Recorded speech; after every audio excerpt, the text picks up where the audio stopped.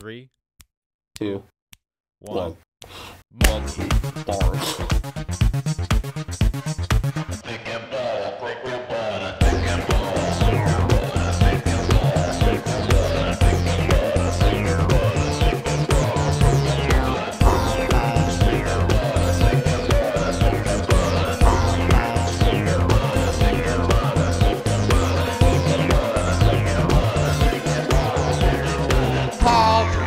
Hello, everybody. Welcome to the Second Letter Podcast. My name is Alex. My name is Jesse And today, Nick, and Butter.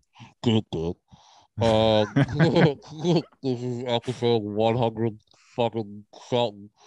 And this is a special episode. This is not going to be your normal a hoot and a holler episode. It's not your run of the mill thick and butter, if you would. It's going to be a different one. We occasionally will do kind of special episodes, special, ones that are off the beaten path that we don't usually do. Yeah, the goal is to spice up our life a little bit, maybe spice up yours. Just do something crazy every once in a while. And today we're going to do another ranking of a filmmaker that we just did a review for The French Dispatch. This is probably the podcast that was released after this, most likely, or before this. Yes. So we're going to do a ranking of all Wes Anderson's movies, which I feel like this is like a long time coming because we love Wes Anderson. I feel like that was something that we bonded over in college. Yeah, it's definitely an early bonding, movies. Yeah, all of his films. And the other cool thing about doing it with The French Dispatch, if I'm not mistaken, he now has a perfect 10 feature-length films. Yeah, perfect 10. Yeah, which is cool. So yeah, very satisfying. We did this with Tarantino like 2 years ago. Holy crap. When we were still in college. And that went over really, really well. That was super fun to do. That was like another kind of film bro director. That's what, as long as I say that, it's so much fun to rank his movies. Yeah. And people have been doing it for decades at this point. And, I was kind of inspired to text you. I was like, we got to rank Wes Anderson's movies because I saw a list that just shook me to my core. I think it was on like IndieWire, and I was like, what the fuck?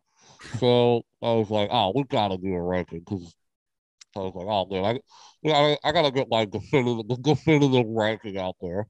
Gotta put it out into the world, make it public. All these people are dummies. So I texted you and I said, this is what we're gonna do.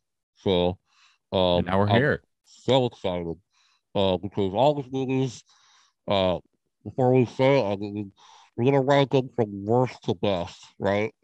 Yeah, we can't start with best. No. We gotta lead some anticipation. I know we gotta lead something exciting. We can't just bust at the beginning. Why would people stick around?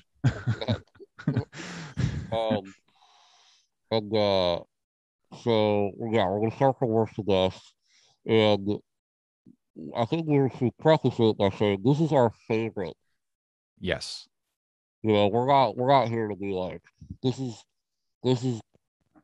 better than this. We don't have that power. We don't really. So I think it's best to talk about,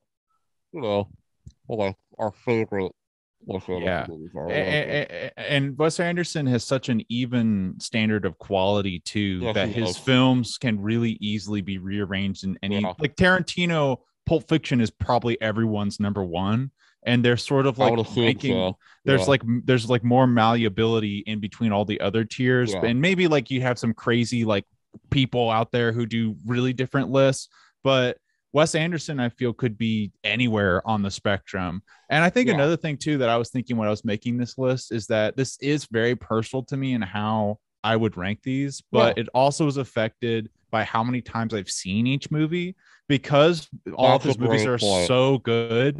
If Yeah. I've watched more of a certain movie than another, or I That's an like incredible point. French Dispatch, I've only seen once, so Yeah. it's Yeah. I'm placing it based on the No, one time I've I seen think it, that's an amazing point. I tried to rewatch a lot of his movies before we did which this. is good. I wish I did Um, that. and I didn't get a chance to rewatch all of them. Hmm. But I've seen all of them. But you're right, there are a couple on this list that are not as fresh in my mind because I didn't get a chance to see it. So that also might affect this list. Yeah. So whatever, doesn't really care. But maybe if we're still doing this podcast where we're fucking grandpas, and Yeah. Wes Anderson has like 40 movies, we'll do another ranking and we'll see how it goes. Yeah, we just do a Wes Anderson ranked every 10 years. Yeah, exactly. So all right, dude, let's go. Let's no more lollygagging. Yeah, let's get right into it. Let's get right Let's into fucking it. open this can of worms. You Oh, want me to go first? yeah, I really want you to go first. All I'm right. nervous So about my my number 10. 10 is Bottle Rocket, Yeah. whose debut movie. I like Bottle Rocket quite a bit. I like it a lot. As a debut movie, it's really good. Um, the only thing that like I mean, I think its shortcomings are pretty obvious, like when you watch it, because they're obviously limited in the way that, like, the budget, and you can tell that Wes Anderson kind of wanted to do, you know, some more like elaborate things with some of like the set pieces and stuff. We just couldn't, pull. It was his first film, so he couldn't pull off some of the things that he was able to with like his later films. Um, and But the thing about Water Rocket is like the story is still there. Like the story is still like super funny. The characters are the best part by Yeah. far. Like Owen Wilson's character is like so goddamn funny throughout this entire movie. And I love how like I think they do this in like another movie. Royal Tenenbaums movie. But I always think it's funny that like Wes Anderson movies, when Luke Wilson and Owen Wilson are in the same movie, they're never brothers. Which makes me laugh Yeah. because they look exactly the same. I know. Like it's so clear that they're brothers, and I just love that whenever they're in a movie there, they're not related. Yeah. This just gives it this like weird charm to it, I think. I Uh, agree. Yeah, that's a because good they look point. exactly like they're obviously brothers. Like you don't even have Yeah. to know that. You're like they're they're related. Yeah. But yeah, I mean, there's not like much to say about Bottle Rocket. Like Yeah. it's just a really fun, quirky comedy. It's one of those things though that if I saw that in 1996, I think I would be like, yeah, this was a cool movie, but I don't think in a million years I would think that he would go on to make Grand Budapest Hotel. You know what I mean? Right. Yeah. It feels like a cult comedy from the 90s. Yeah. That there's nothing wrong with that. It's great for it.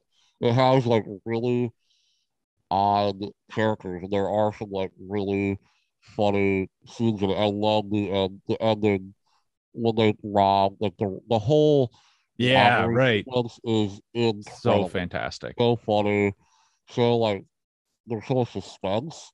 Believe it or not, in that last few minutes, I love Luke Wilson falling in love with like the maid. And Yeah. that whole relationship is so like wholesome and great. Yeah, I mean it's a really really good movie. It's Yeah. not my favorite. I think he's done much better than Bottle Rocket, and I feel like most people would say that, right? Yeah. Am I Yeah. wrong about Yeah. that? No, you're not wrong. So I put Bottle Rocket at number 9. So I'll give Okay, you my yeah, 10 and then yeah, I'll give you talk about okay. Bottle Rocket. So I put Rushmore as number 10. Um, What? Rushmore is number 10 for Oh me. I my knew you would God. act like this, and I think you'll also I know get it. why I I put get it. Rushmore number I 10. totally get it. Now, this is what I mean by like this being very subjective, because I don't think Rushmore is a bad movie by any stretch of the imagination. Sure. Yeah. I just don't like cringe, and Rushmore is just way too cringy for me. Yeah. And I love so many aspects about that movie, but and maybe if I watched it again, I would enjoy it way more, being prepared for the cringy stuff. But it was a wholly unpleasant experience for me. So that is the totally subjective reasoning for why it's number 10 for me. I literally did not enjoy it. You want to explain why? Why it was like what the plot is? Well, the plot is about it is one of his early films. The plot, it's a genius. I'm not going to give away where it is, but it's higher. Yeah, I think a lot of people put Rushmore really high. It's a genius script, and it's genius performance. It's genius all around in a lot of ways. But it's about this kid whose mom dies. I guess that's not super relevant to the synopsis, but he falls in love with a new teacher, and then one of his friends, who's a principal. Bill Murray's character is a principal or something. Well, with he's a parent at the school. He has like a factory or something. I can't remember what they Yeah, but the lead character, what is the kid's name in Rushmore? Max Fisher. Max Fisher, that's right. So Max Fisher goes to Rushmore Academy, and he's basically to me one of the most genius. Like, anyway, I think Max Fisher is probably the quintessential Wes Anderson character. In my opinion, I think he is like so phenomenal. Like it has that quirky quality to his movies that I love so much. Like he's a 15-year-old kid who excels in everything but school. So he excels at all the extracurricular activities. He basically acts like a 50-year-old man throughout the movie. And Jason Schwartzman is his debut role. Wow, that was his like debut role. One of the greatest performances I've ever seen. Yeah. Of a kid. You know, it's unbelievably funny and weird. But yes, a big portion of this movie is that there is a preschool teacher that he falls in love with, and he tries to court to date him, which is very purposefully uncomfortable, purposefully cringe comedy, which I find to be gut-bustingly hilarious. I have tears rolling down my face. Yeah, and I totally understand. I can't do it. I can't do it. I don't know if I had some kind of trauma. When he walks in and he goes like, there's that great moment where he goes, you want to fuck here or whatever he says. Yeah. We'll talk about it more. We'll talk. Yeah. My number 9. So my number 9 is Bottle Rocket. Yeah, it's Bottle Rocket, which I think Bottle Rocket is more appropriately the 10 in a lot of ways because of all the reasons you described. Bottle Rocket has a special kind of fondness for me, and it's kind of perfect that this happened, but it was the first Wes Anderson movie I saw. Oh, interesting. So I saw Bottle Rocket and I was like, whoa, because Bottle Rocket to me is exactly like you said, just like this quirky film from the 90s. Mm-hmm. But it's like this weird indie film that has sort of this subtle like flair underneath it. That's like, that was kind of like a little different, but I can't quite put my finger on it. And then you see his other movies and you're like, oh, that's what that is. And then he became Wes Anderson. Right. No, it's a cool watch. Like it's a really good watch. I would highly recommend anyone to check it out. You know, and famously when it came out, Martin Scorsese loved it. Like, he was like, I remember like there's like articles where he would like, so I think he was promoting a movie at the time. Yeah. And, like, he would do interviews and they would ask him, like, you know, what's your favorite movie this year? He's like, Bottle Rocket. Bottle Rocket is. So. That's awesome. You know, so what's interesting that you say that, like, that's a great point that when you watch it, it is this kind of like it goes. It's kind of a basic buddy movie, like at the surface, but there's this weird, yeah, like flair and like oddness going Yeah. on, like underneath it that hasn't fully like blossomed, yet. Like, Yeah. this Rushmore totally, which is his second movie, which is totally has that quirk. It has that like Wes Anderson kind of thing that he might have been going for Bottle Yeah. Rocket, that kind of quirky feeling that he's Yeah. kind of known for now. Yeah. But it appears in pockets in Bottle Rocket. Yeah, and I think the thing that's really interesting about it, which we talked a lot about this about French Dispatch, is what I find so genius. His brother who like bullies him, like, you remember that? There's that great. Oh yeah, the older brother.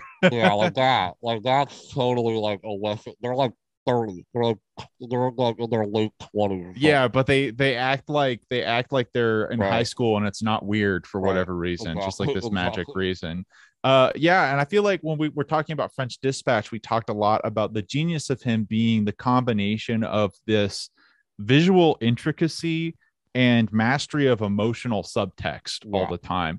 And Bottle Rocket doesn't quite have the visual innovation, but it does have the emotional subtext, like a lot of it. Not quite as intricate or quite as punchy as some of his other films, but more so than the average bear. So Bottle Rocket is really cool to me. Yeah. Yeah, no, I definitely agree with that. So that's my number 9. All right, my number 9 is Isle of Dogs. Mm-hmm. Yeah. Isle of Dogs. Again, I like Isle of Dogs quite a bit. I think the controversy behind Isle of Dogs is actually like really stupid. What's the controversy? It was like, it was like when it came out, it was like, should Wes Anderson make a movie about Japanese culture? Like it was a cultural appropriation question or criticism. Yeah, I mean, like, if you make that criticism, okay, you better make a criticism about every fucking movie ever fucking made. I'm fucking tired of that. I mean, like, you don't have the same problem with French Dispatch or, the Grand Budapest Hotel. I mean, that's all set in different countries. And mind you, they're his versions of these countries. And like, just because it's an Asian country, now we're like all, no, like, you can't do this. That makes no sense. That's really weird. But it's not like it's there's nothing harmless about the way that Japan is depicted in the film at all. There's nothing harmless. It's a dumb controversy. It's just around this, we're in this weird climate where, there's a sex scene in a Marvel movie. Everybody self-depressing. We're in this weird time, I just had to mention that because I remember when I was in California, I was talking to somebody about Wes Anderson, and that conversation was brought up, and I was like, "This is still a talking point." It was like a talking point where they were arguing that it was appropriation. And I said, like, well, if you think that, what do you think the Grand Budapest Hotel is? I mean, like, what do you think that's appropriation or French Dispatch or Darjeeling Limited? That whole movie set in India and has a, I don't know. It's kind of an insane thing to me. But I can't. If you make that argument, please make it for all his movies. Don't just say the Isle of Dogs because he's done it many, many times. Yeah, I feel like I don't think it's a criticism, but the line between what is and isn't cultural appropriation, I will give it that it is a very fine line between what is and isn't offensive. That being said, I usually gauge it on, first, do I find it offensive? Am I offended that it feels racist or appropriating in some way? And then secondly, I would go to people who are of that culture, like Japanese people, and see, are they offended by this? How do they feel about this? Do they feel ostracized by this movie? But if it's if it's white people being like, this is cultural appropriation. I'm pretty sure that's what it was. I mean, like, I don't remember hearing about anybody from Japan being upset about, like, I don't remember like any of that. So I don't know. It doesn't really matter. But it's a worthwhile point to bring up. Yeah, but my opinion about Isle of Dogs is, like, I think this movie's really good. I liked it a lot, like, more the second time I saw it. And then, but But it's interesting. It's definitely like when I talk about Wes Anderson to people who've seen all his movies, it's like definitely their least favorite. And Mm-hmm. it's definitely one of mine. And I kind of like sit down and think like, why is that? I think a lot of it just has to do with there's a couple subplots in the film that I find to be very boring and just not very interesting.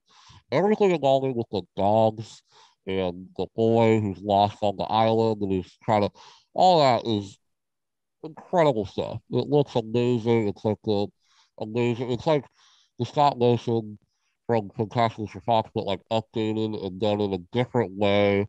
Mm-hmm. It's not the same kind of style. He innovated in that way.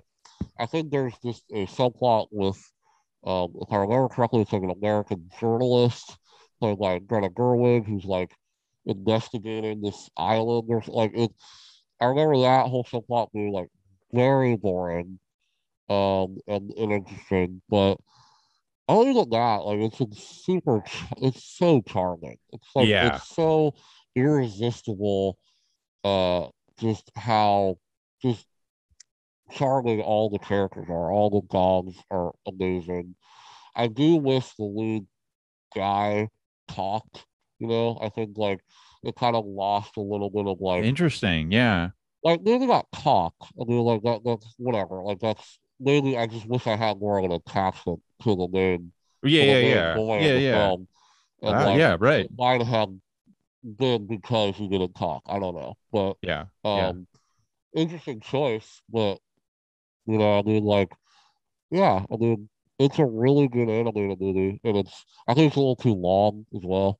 Mm-hmm.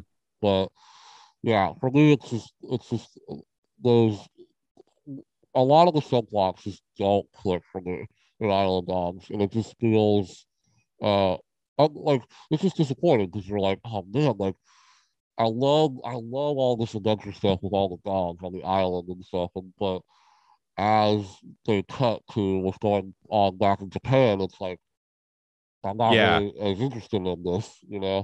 Yeah. But Yeah. still a So really good movie. yeah. So that's very convenient because Isle of Dogs is my number 8. That was your number Yeah, 9, right? yeah, So Isle of Dogs is my number 8.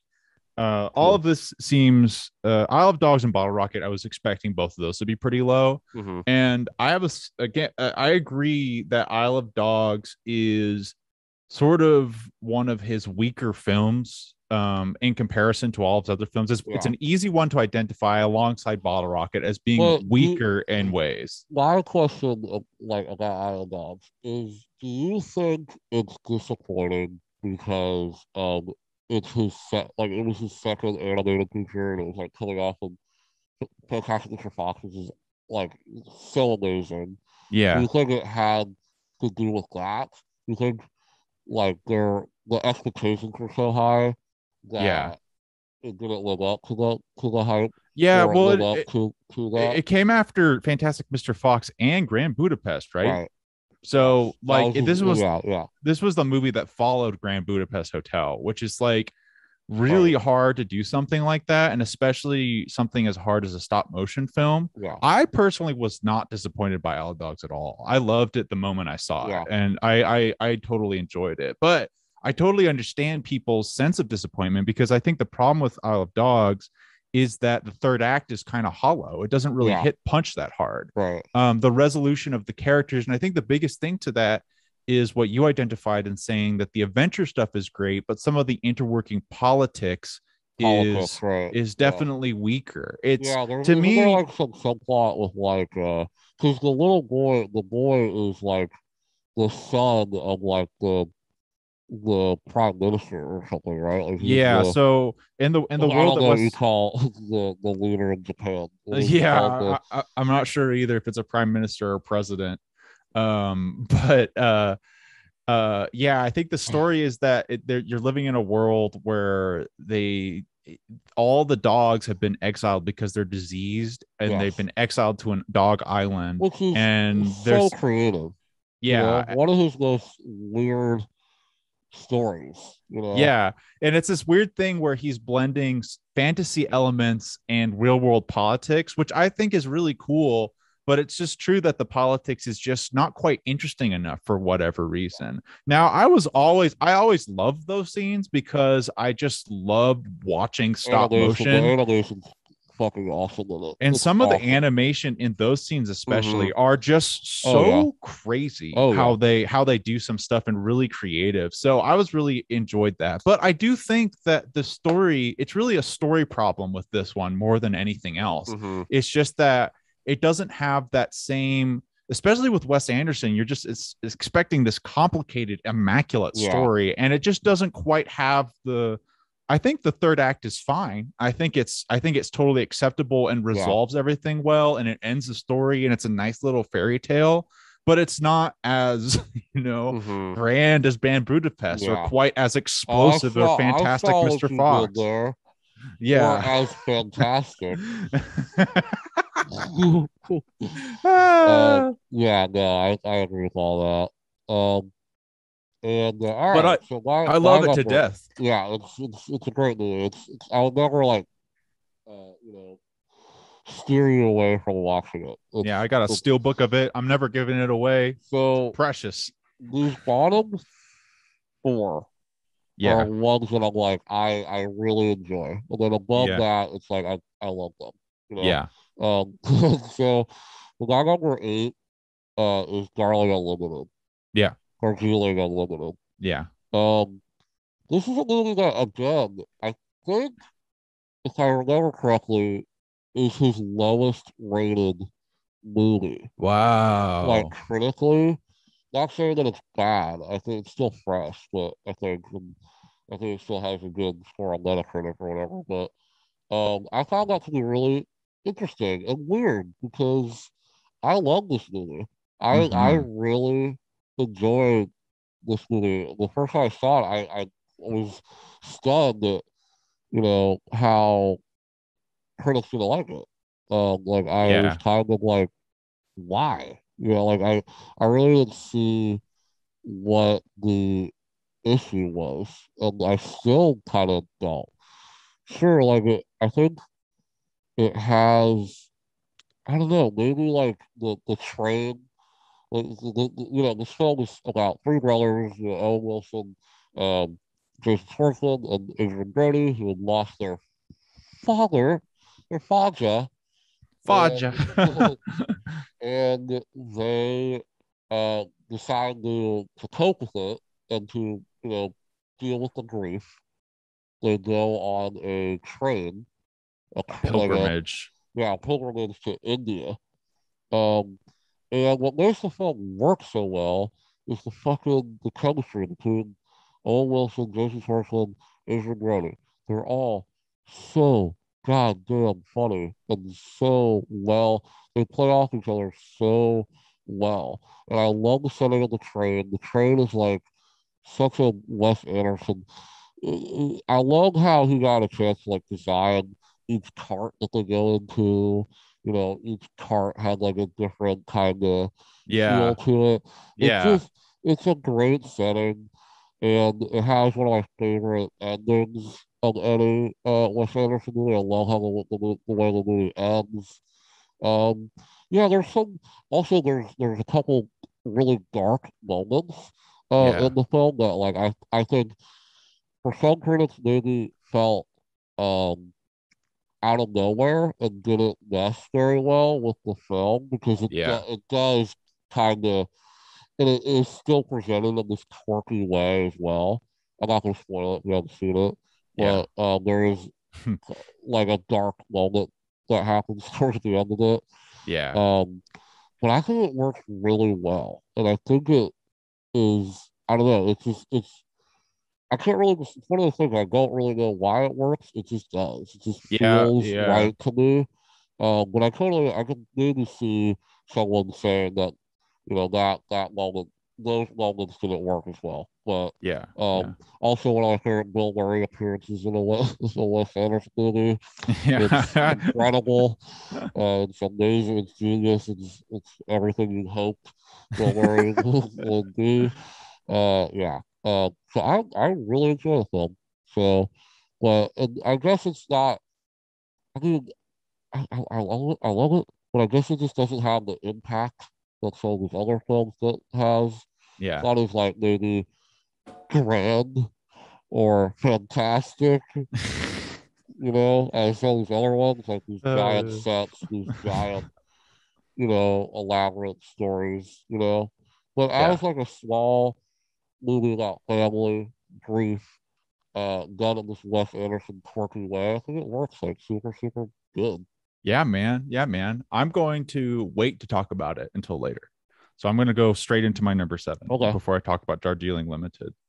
So 7 is where my list starts to get a little hairy, I think. This is where I think it's going to start to get weird. So my 7 is French Dispatch, which I was surprised that it was this low to me because I thought French Dispatch was phenomenal, which I just goes to show how good Wes Anderson would be, that I would put a movie that is basically almost a 10 out of 10 in my eyes at a 7 on a tier list. It's crazy to me, but that's just where it ended up for me because I just liked all the other movies more than French Dispatch. And I've only seen French Dispatch fucking once. And I've only seen it. It's only been like a couple of months that I've had to digest this and think about it. So I don't know where that's going to go. It's one of those films that just changes as you sort of grow up and as you have different life experiences and you watch it again and again. We've also said that it's so goddamn dense and it's so it's so like easy to miss things and so easy to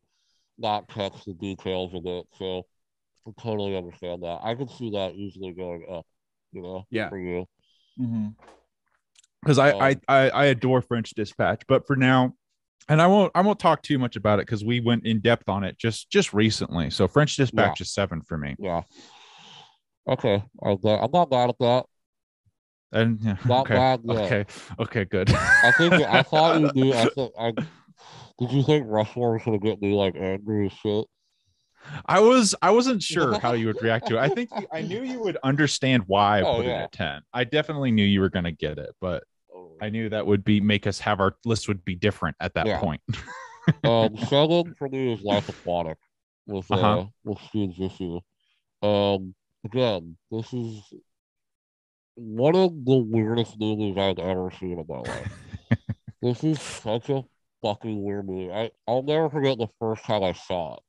Yeah. I remember like in high school, the sophomore year of high school, I was like I was watching all the classic movies that I've never seen before. And then I stumbled I love the cast of Mr. Fox and like I think Budapest had just come out that year or something. Yeah. And I remember looking at a list that was like the most underrated movies of all time or something. And Steve Zissou was like the number 1 or something. Yeah. I was like, oh, that's the guy who made Grand Budapest. And I remember watching it in high school, being so weirded out by it. Because it's just such a uniquely bizarre movie. Like, if you've seen it, the story's so bizarre. It's not as bizarre when you look into it and like who it's based on. And it's heavily based on this guy who's a aquatic, adventurer. Jacques Cousteau. And when you do that, and the parallels between that are actually very interesting if you're curious about it. There's a documentary about Cousteau on Disney Plus right now that just came out. So I bet that's dope. I bet that's really cool. Took a lot of inspiration from his look in the movie. But this movie has one of the best Bill Murray performances of all time. It's so goddamn like it's everything that makes Bill Murray so great. It's the kind of the deep sadness that Bill Murray is so good at like and channeling, but this unbelievably funny, dry sense of humor and this like and mixed with this like absurd plot like with all these groups of characters on his boat and what they're looking for. What are they looking for? They're looking for like this. So they're looking for a shark that killed his best friend. Right. That's right. And so, but what's so genius about it is it's so quirky. And the reason that I have it so low is that there are times that it to me feels almost too like too over the top to me. Too just just too out there sometimes for me, especially in kind of the different character relationships and especially kind of the weird, which I love, but the kind of whole animated how the fish are animated and when they go under it's this super odd blending of animation and stop motion and puppetry and all this weird shit that I think he just did better, in movies like Grand Budapest and stuff past that. So that's and I think it's a little too long. I think it's his longest movie. I think it's it's super long, 2 hours and 30 minutes or something like that. Yeah, it's super long. I think it does overstay its welcome, and I think he's learned. I think every movie after that was under 2 hours, and I think he learned kind of to keep his movies tight and front because when you make a movie like he does with all these different quirky characters and his style is so in your face sometimes, it could be a lot. It could be almost too much, to a certain extent. It's really true. That's my only thing about Steve Zissou. But it's too long, but I love everything about it. I just think it's just they're French Dispatch 2 to some extent, where there is times where I'm I'm overstimulated. I'm too I need a break. But Willem Dafoe alone, is a 10. I know he's so one of my incredible. So good. God, he's so good. Yeah. He's a meme. If you haven't seen this movie and you're on Twitter, him in his costume and has become a meme. So there's that. A part of modern culture now too. Yes. Steve Zissou is awesome. I'm going to wait to talk about that one too. I'm going into my number 6. My number 6 is Fantastic Mr. Fox. Which again is surprising that it's so low. I have no criticisms of Fantastic Mr. Fox. I watched it the other night. I literally have nothing bad to say about it. It's one of those films that you watch it and it feels like you've seen it before because it's that instantly a classic to me. Oh yeah. It's totally. it's so good at doing the Wes Anderson type of action. This is kind of how I feel he became iconic with how he does this fast-paced action. Yeah. Because it's not loud, but it's fast-paced. It's like everyone's running around at a sprint and just sort of casually whispering to each other. And it's still really exciting. Super quirky. It's so funny and it's so well written. It's a really cool adaptation of a classic story that's modernized in a very Wes Anderson way. Totally. And it's one of the best stop motion films ever made in the history of film. Totally. That's and also about it. It's crazy that he just pulled this out of his ass after being a live action director and just switched to stop motion for a movie and made this. Right. And it's one of those films that just sort of boggles your minds in a different way every time that you see it. It's really a phenomenal film. It's so phenomenal. Yeah. I'll talk about it later. That movie is just it's iconic. It's a modern classic. I think he has a lot. He has a few of those. And I think it's also great because it's another film. It's great in the same reason why I think Miyazaki films are great for being really high quality, timeless for one, but being really high quality stories for children, but are actually good stories and movies and not just drivel and stuff. It's similar to I mean, I watched it with my family, and it's kind of similar to Pixar and Miyazaki, and where they're animated films that are truly for everybody. Yeah. They are not even targeting kids. Like there are moments of Fantastic Mr. Fox that are that people won't that kids won't even like understand. That it will go over their heads, Yeah. and which I think a lot of the best Pixar movies also do this where they don't they don't talk down the kids. They make a Right. movie and they have it in mind where like okay, no cussing and no maybe not some obviously we're not making an R-rated movie here, but they work in that box. The box being don't say the F word and don't Yeah. just keep it PG, and that's all they have. They're not worried about they dumbing it down for kids, Right. And I think I think it's a really sad thing to see that's what people think that they have to do for movies to be easy An to animated watch, movie, or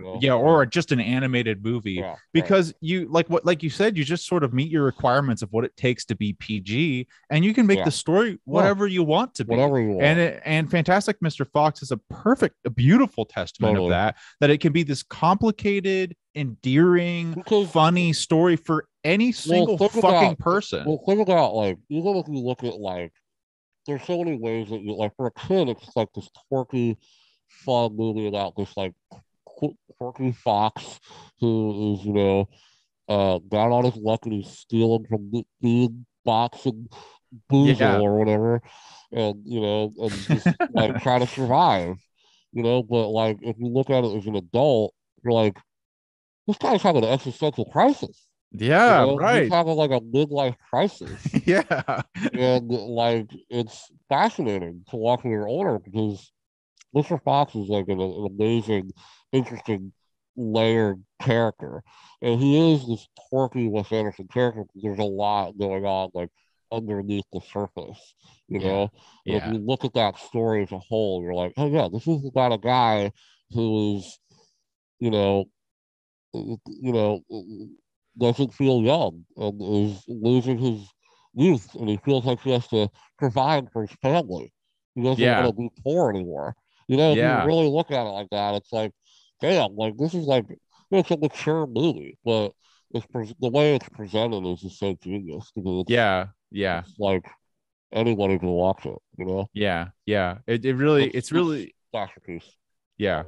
Also, it was a fantastic and cool casting to have George Clooney play Incredible. Mr. Fox. My God. So perfect. Oh, because it's kind of so fucking perfect. Like it's so juicy. If you just saw that character, that's the voice I would think. It's just so instantly.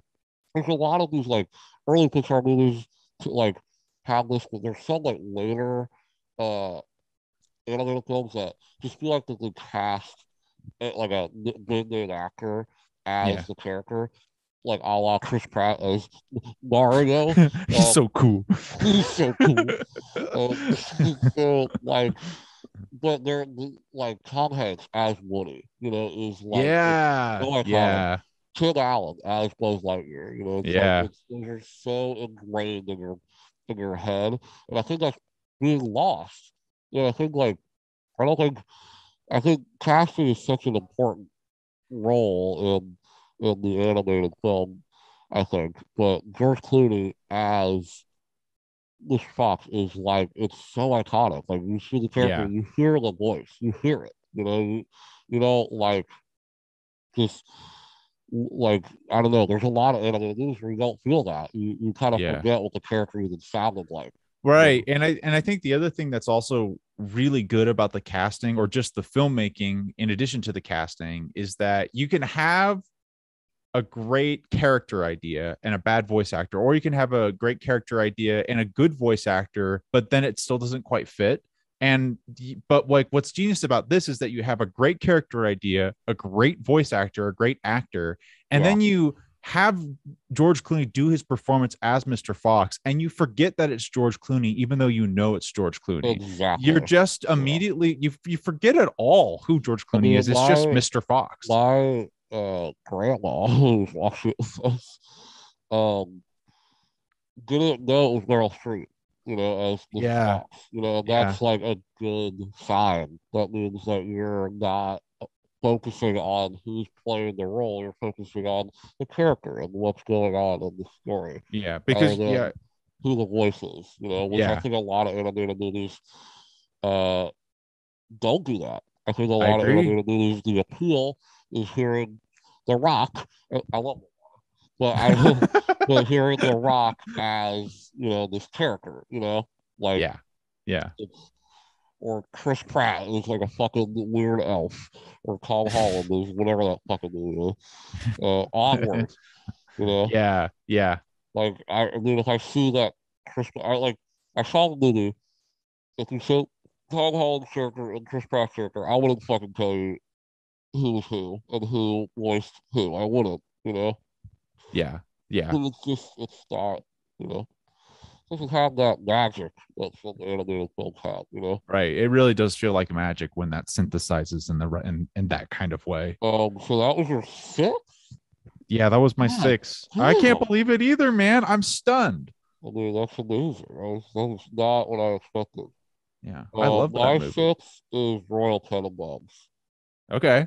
Yeah. Well, I really enjoy Royal Tenenbaums. I really do. This is like, I wouldn't be surprised if this is higher on your list, because I think a lot of people that I know who like Wes Anderson, like, this is like their favorite movie. And to me, I never understood that. To me, like, I never.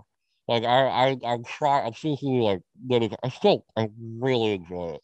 Yeah. Really, really enjoy it. But it is not nearly, like, I don't like it nearly. There's 5 more movies that I like more than it. Yeah. And I don't know what it is. I think it's just, I think it's just, for me, it's what he did after it. It's all these things that, like, because you see all these, like, amazing elements that he has in his early films. Because Royal Tenenbaums was like his 3rd movie or something. Yeah. Yeah, it's just really early. You don't, like, you just see, like, he kind of did this better. Like past, when he went on to make more movies, Mm-hmm. And I love the story. I love, like, the way that the movie's told is probably my favorite part. The way that, like, the film is cut up in different chapters, especially like you're reading like a storybook. It's kind of the first time that he kind of implemented that kind of signature storytelling in it. Yeah. Yeah. And all the characters are great. I think for me, it doesn't have this, like, I think for me, this is me personally, it doesn't have the emotional payoff to me that I think it, like, should have. Like, when I see it, I think it's because Royal is such a dick. I mean, he's such an asshole. And it's like, at the end, you're like, yeah, all right. But you're like, you're still a dick. I mean, you're a bad dad. You're just a bad person, I think. I mean, which is part of the appeal, right? I get it. I get he's supposed to be an asshole. He's supposed to be, like, and I love the dynamic between, Ben Stiller, Gwyneth Paltrow, and Luke Wilson.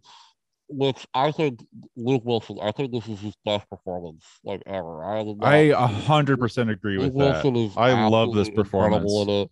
He's definitely my favorite character in the whole movie, I think. I love it has, like, this movie also, I mean, it's 6. I really enjoy this movie. I think, like, all the characters are so good. They all have, like, this amazing quirk to them. And, like, I love how Luke Wilson's character is a tennis star, and he's a washed up, like, pro tennis player.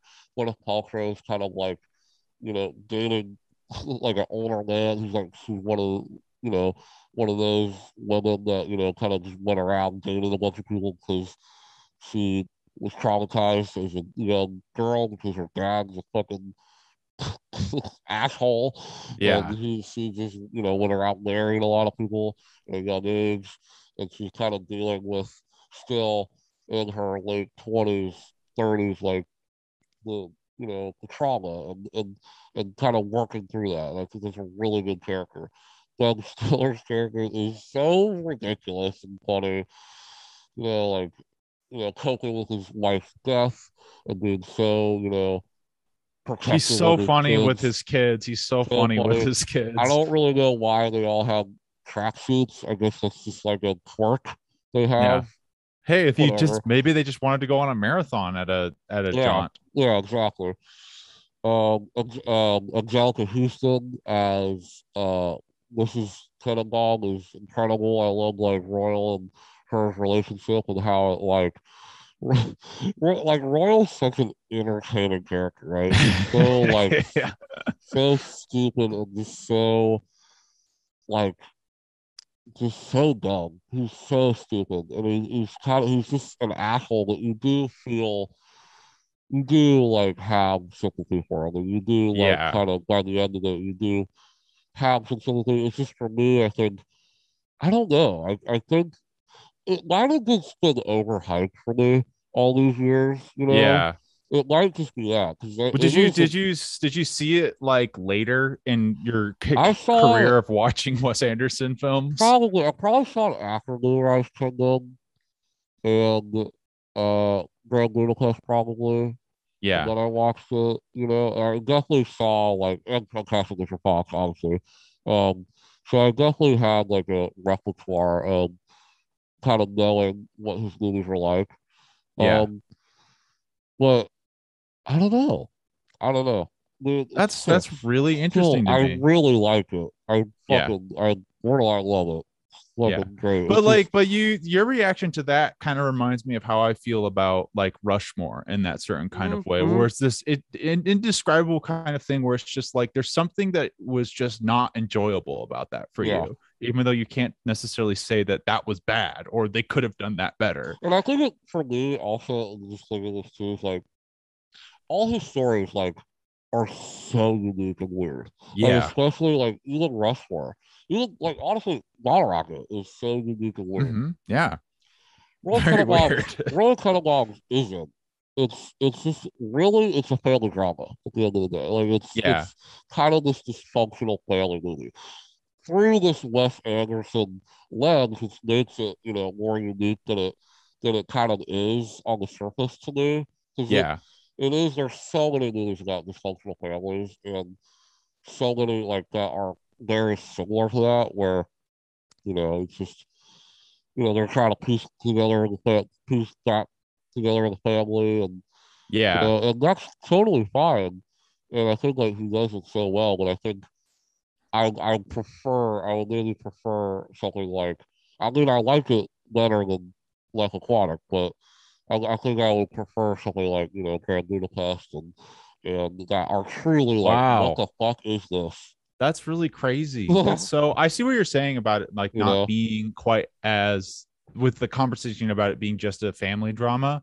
I don't know if I quite feel that way, although I don't disagree with you. Yeah. I think how I would say it is that it's a little bit more emphasis on the emotional subtextual realm, and like the skeleton of it is like more conventional and just sort of set up and structured in a more zany Wes Anderson way, but the actual events in it are much more like what you would see in a normal movie. I agree with that. Yeah, totally. That's what I kind of mean. Like, I'm trying to figure out. Yeah, no, I get you. Maybe this doesn't click as much for me. And it's really okay. I don't want to talk about it much anymore. We'll get to this later because that's really fascinating to me where you put that. I'm gonna move on. And Alex, we're going on to 5. Yeah. Alex, you might want to hold on to something. Is it Grand Budapest? It's Grand Budapest Hotel. Damn, that's my number 5. I'm happy about that. Yeah. I'm surprised that. Damn, all right. This is very much based. This is very much based on my emotional feelings about it. And I find this really interesting because again, Grand Budapest Hotel is not a movie. Moonrise is 5 for me. Yeah. Okay. Wait. Okay. So what did you say? Grand Budapest. I Grand. You. Yeah, Grand Budapest Hotel is 5 for me. Oh wow. Okay. And this one, Grand Budapest, obviously would fluctuate. Yeah. So for me, I'll just say what between like I have 5 is Grand Budapest and 4 is Moonrise Kingdom. Okay. So those two could fluctuate for me like really comfortably. Yeah. Grand Budapest Hotel is I'll just talk about why I love it, and I'll explaining why I love the other ones will explain why it's number 5. Grand Budapest Hotel is fantastic, and I haven't seen it that many times. And I saw it when I was the first time I saw it was when I was in college and during freshman year when I was not a very happy camper. So I think watching this in different contexts throughout my life as I go, it will become better and better to me as I watch it. So as soon as I have that watching experience, I think it will resonate with me in a whole new way. That being said, watching it when I was not necessarily at the happiest of my life or being very stressed and anxious point of my life. Wait, so you said you only watched this, you only seen this one time? I've seen this twice, I think. Oh, okay, I saw so actually both times I've seen it are kind of weird because the first time I saw it was in freshman year when you're sad and anxious, or I was sad and anxious in freshman year. And the second time I watched it was with my mom, who hadn't really seen a lot of Wes Anderson movies and is hearing impaired. And when you watch that movie with subtitles, it actually cuts up a lot of important information that's in the bottom of the frame. And it was just very hard to follow. I was really surprised by how much it took out of the experience to read the subtitles with that movie. And I'm not sure if I could replicate that. So the 2 times I've seen it, I've have not been the most neutral as I should have been to watch it, which is probably why it's been personally colored through my experience to rank so low. That being said, Grand Budapest Hotel is it's number 5, right? Grand Budapest Hotel is a masterpiece movie. It might be his magnum opus. I would not agree with that on most lists. And it's fantastic because of how you can watch Grand Budapest and see how he has mastered all of the things he has tried in the movies before that.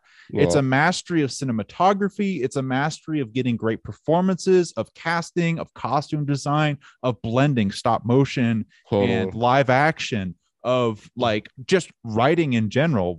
This is really the point where I realized how genius of a writer he is, because Grand Budapest Hotel is such a deep thing that crosses time and history and like an emotion and blends so many different aspect ratios and styles literally cinematically that throughout the whole thing.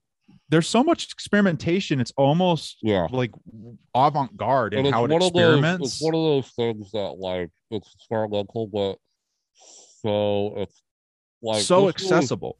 This movie is by far his most popular movie, and a movie that I think all my friends have seen and love, and even ones that don't necessarily watch a lot of movies. And to me, that's a major feat, because it's a weird movie. It's not your typical fucking movie.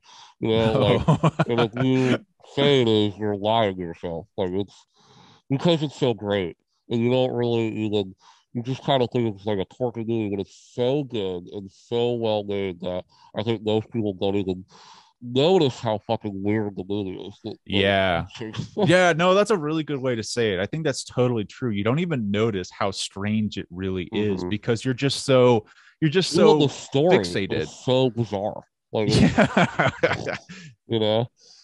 Yeah, it is crazy because it's almost like Grand Budapest sort of tricks you into this absurd world where like a character will do something that's totally insane.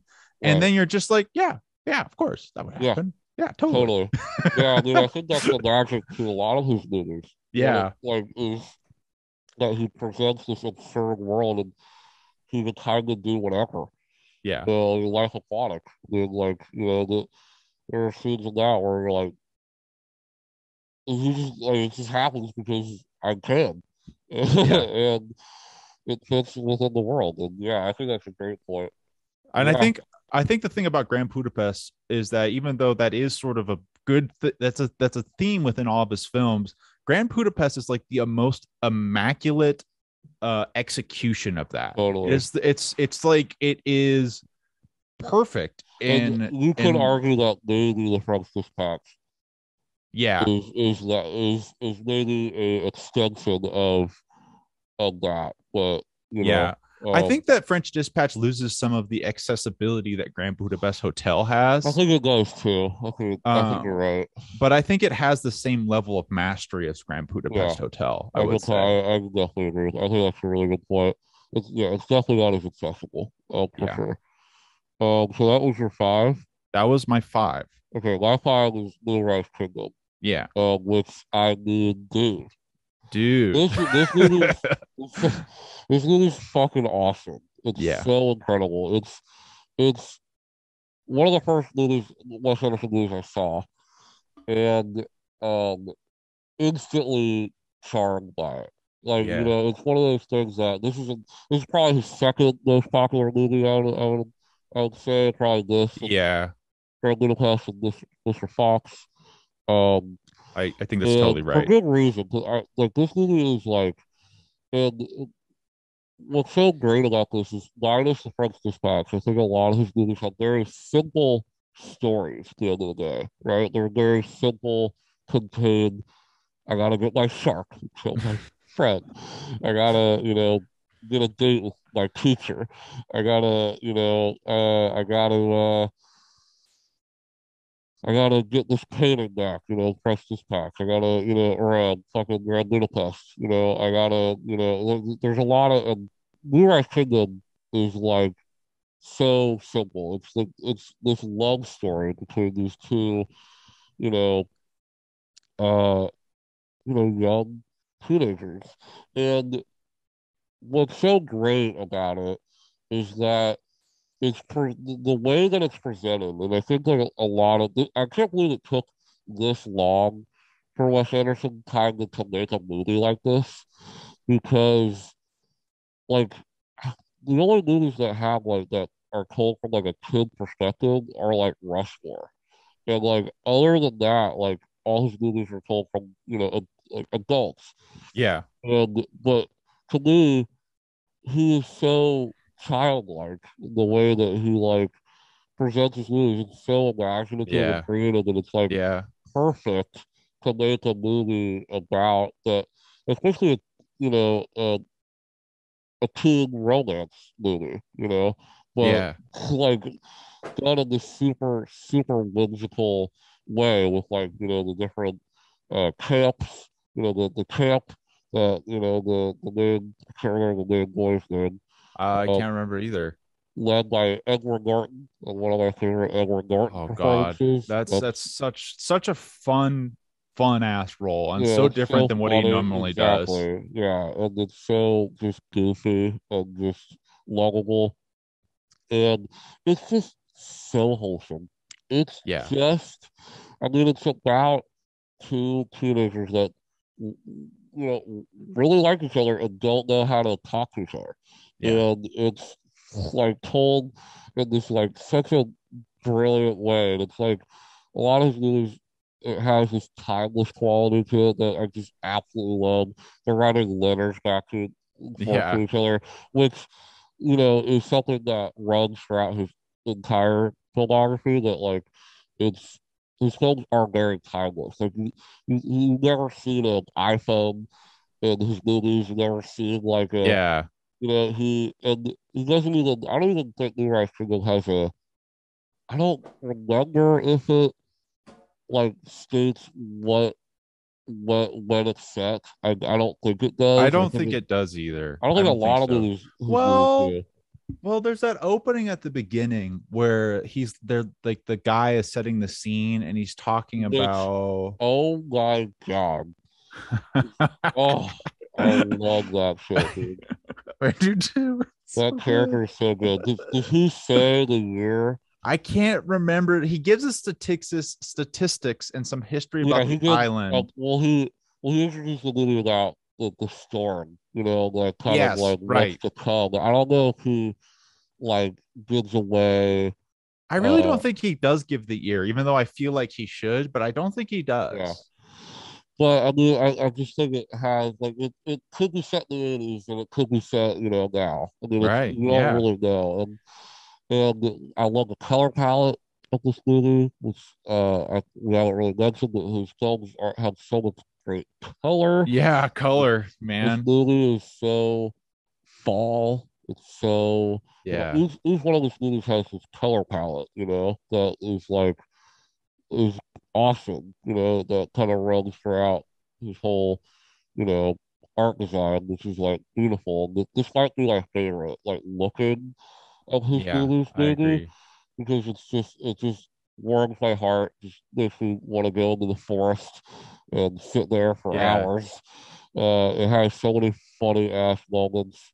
Um, uh, Probably the moment that made me laugh the hardest in the Wes Anderson movie, and I don't know if it's the hardest that most people will laugh, but there's a moment when it's so insignificant when it's just the two the I can't remember the characters' names, the girl, the main girl, the 12-year-old Uh, girl, I'll try to look it up and real quick. her brothers like sitting and they're playing like a game or something. And Uh-huh. Bill Murray, who's their father, walks in on them without he's wearing no shirt. He has a bottle of Jack Daniels and he has an axe and he stops in this like perfectly constructed symmetrical shot. He Uh-huh. looks at them and goes, I'm gonna go chop down a tree and then walks away. That shit makes me laugh every single time I watch it. It's just it's the delivery, it's the what the like, it's the nonchalant nature of he's just gonna go chop a tree and get hammered. You know, Bill Murray's so good at it. Like the parents are so fucking good at it. Bruce Willis is fucking police chief is so amazing. He's trying to track down the Yeah. kids, and it's amazing. It's so wholesome and wonderful. The ending is so great too. Yeah. Um, Yeah. where the storm kind of like comes along, which you keep hearing about, and that's the cool thing about it too, that there's this weird looming like doom throughout the Mhm. whole movie that they like set up, and it's just so unique and cool, and it sets up the third act beautifully, and Yeah. it's a fucking great fucking movie, Oh, so dude, yeah, good. man. Yeah, man. Yeah, so that Moonrise Kingdom is my number 4, like I said Cool. just a second ago. And Moonrise Kingdom is a really weird movie, as Yes. you might have gathered from Alex's description. The main characters are Sam and Susie. Yeah, That's what the right, boy's name, and the girl's name is Susie. right, Moonrise Kingdom was the first Wes Anderson film that I really analyzed, because that was the film we sure. started analyzing in film school, and that was significant to me, Hmm. because I always watch things pretty deeply, because I like to think about things in a deep way, but like learning how to really analyze and understand each component of film Right. was another level for me. Yeah. And this was kind of my introductory to looking at Wes Hmm. Anderson that way. And what a weird movie to start it with. And this movie is really strange to me, because I do think it deserves the kind of fame that it has in Wes Anderson, Yeah. but it seems like such a weird little movie to be such a favorite among people, Yeah. because it's so bizarre. I think for me, why it is like these top five are definitely I would consider my favorite Wes Anderson movies. Well, yeah, like the top five are like to me they're like so they're ingrained in like film brain almost at Yeah. this point. Yeah. Um, so it's like I think a lot of that has to do with just the nostalgia aspect and the idea of being a kid. And I think that connects It does really with capture so that many. really well. It captures it so well, and it captures like also like I love Sam's friends Like I love all of those guys and the rest of the troop. Yeah, the whole troop is just fucking. They're so good. The way that they uh like carry themselves and how well constructed the troop is and how like I was a Cub Scout when I was young, so like I kind of there's a nostalgic quality there. There's a nostalgia to, you know, being, you know, your first crush. You know, I think that's probably what it is that it's just connected with so many people, you know, on that Yeah. level. I And think that's probably it very can true. connect with everybody, you know, not just Yeah. people that are our age, it's like people that are 50 or that are, you know, Right, being right. a kid. Right, kind of like a And similar phenomenon. if anything, there, it's more relatable to them because we were playing video games and stuff like Yeah. that. Yeah. Yeah, yeah, it's true. Yeah, and I think another thing that I just think is so awesome and strange about Moonrise Kingdom that I love this so much is all the characters seem to be performing in a way like they have Asperger's or this intense kind of Yeah. apathy, which I Yeah. think is genius. It reminds me the only other film that I've ever seen do something like that is The Lobster, which I also adore that Yeah. film.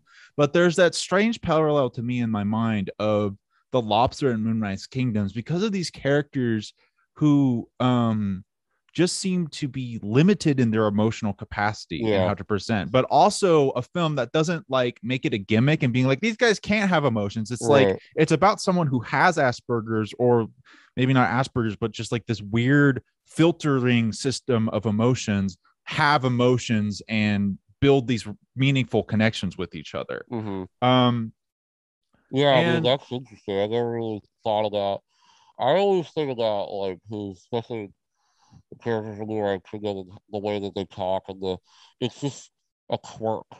Yeah, it's just a weird yeah, to me, thing. I've never thought about that aspect to it, which is interesting. But it's always so seismic to me because it's a little thing that you don't notice in the forefront, but it makes it feel like this whole world is happening in a totally alternative reality because right, these people right, act in a way that's like right, that you are a human, you right, are doing things that human do, but not in my right. universe. And that's what you know. That's what's so strange about his movies in general. I mean, I feel like Yeah, that way about especially like Aquatic, the way that those characters talk to each other, like what the fuck.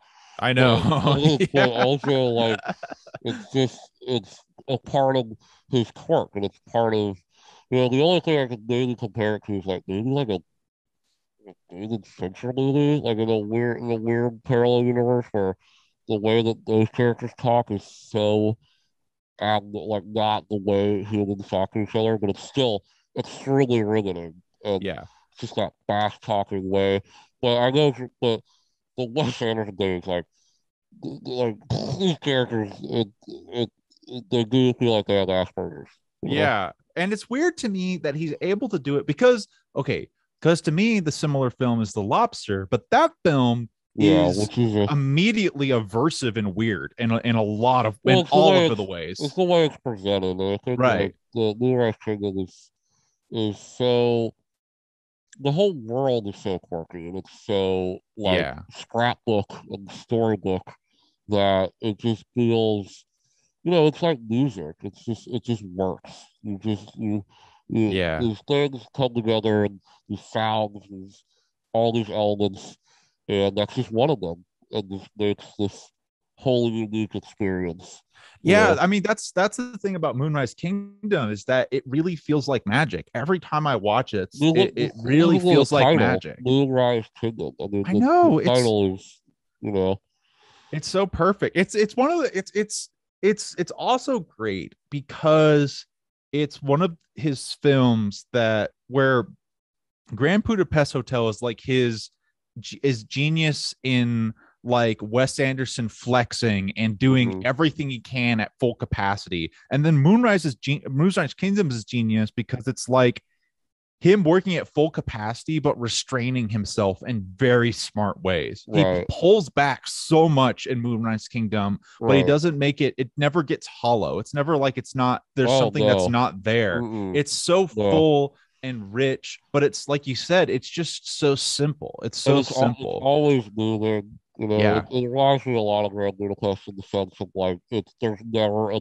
dull moment. It's always moving. There's always something to look at. There's always an interesting, dynamic. Even that one moment that I talked about that is super insignificant, where Bill Murray just tells his kids that he's going to go chop down a tree.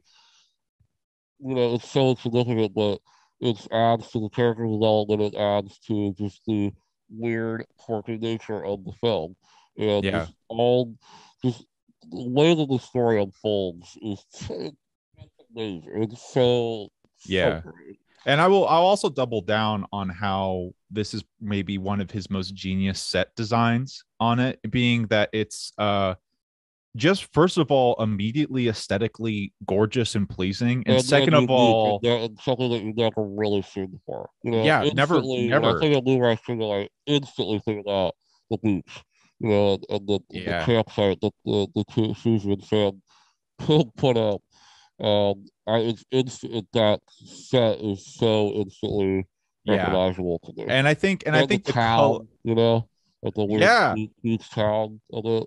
Yeah, I think the colors are probably maybe the most genius like color palette. Yeah, which super I know. Fall. Yeah, Wes Anderson was really. Wes Anderson in this movie specifically was really what sort of like awakened my perspective to color palette being so significant and something you could do, because you can watch a lot of Hollywood movies and there's sort of like the Hollywood movie color palette, and you don't really notice that that's not how the real world looks. But then when you look at Wes Anderson, it's like, well, that's definitely not how trees look to me. They're so vibrant, but it's not surreal either. It's not surreal either. It's just really stylized. Yeah, it's super stylized. Yeah, it's this interesting balance that he's able to like achieve. But yeah, so that was your 5. That was my 4. That was my 4. My 4 is The French Dispatch. Okay.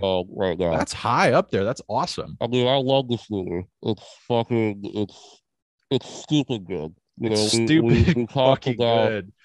I put it at 4 as of now because I already anticipate when I watch this again, I'm gonna probably like it even more, just because of just how much I enjoyed it the first time, with knowing that I didn't catch everything is a really big feat for me, because usually with movies like that maybe I didn't catch everything, I need to see it again. I'll be like, maybe if I see it again, I'll enjoy it more.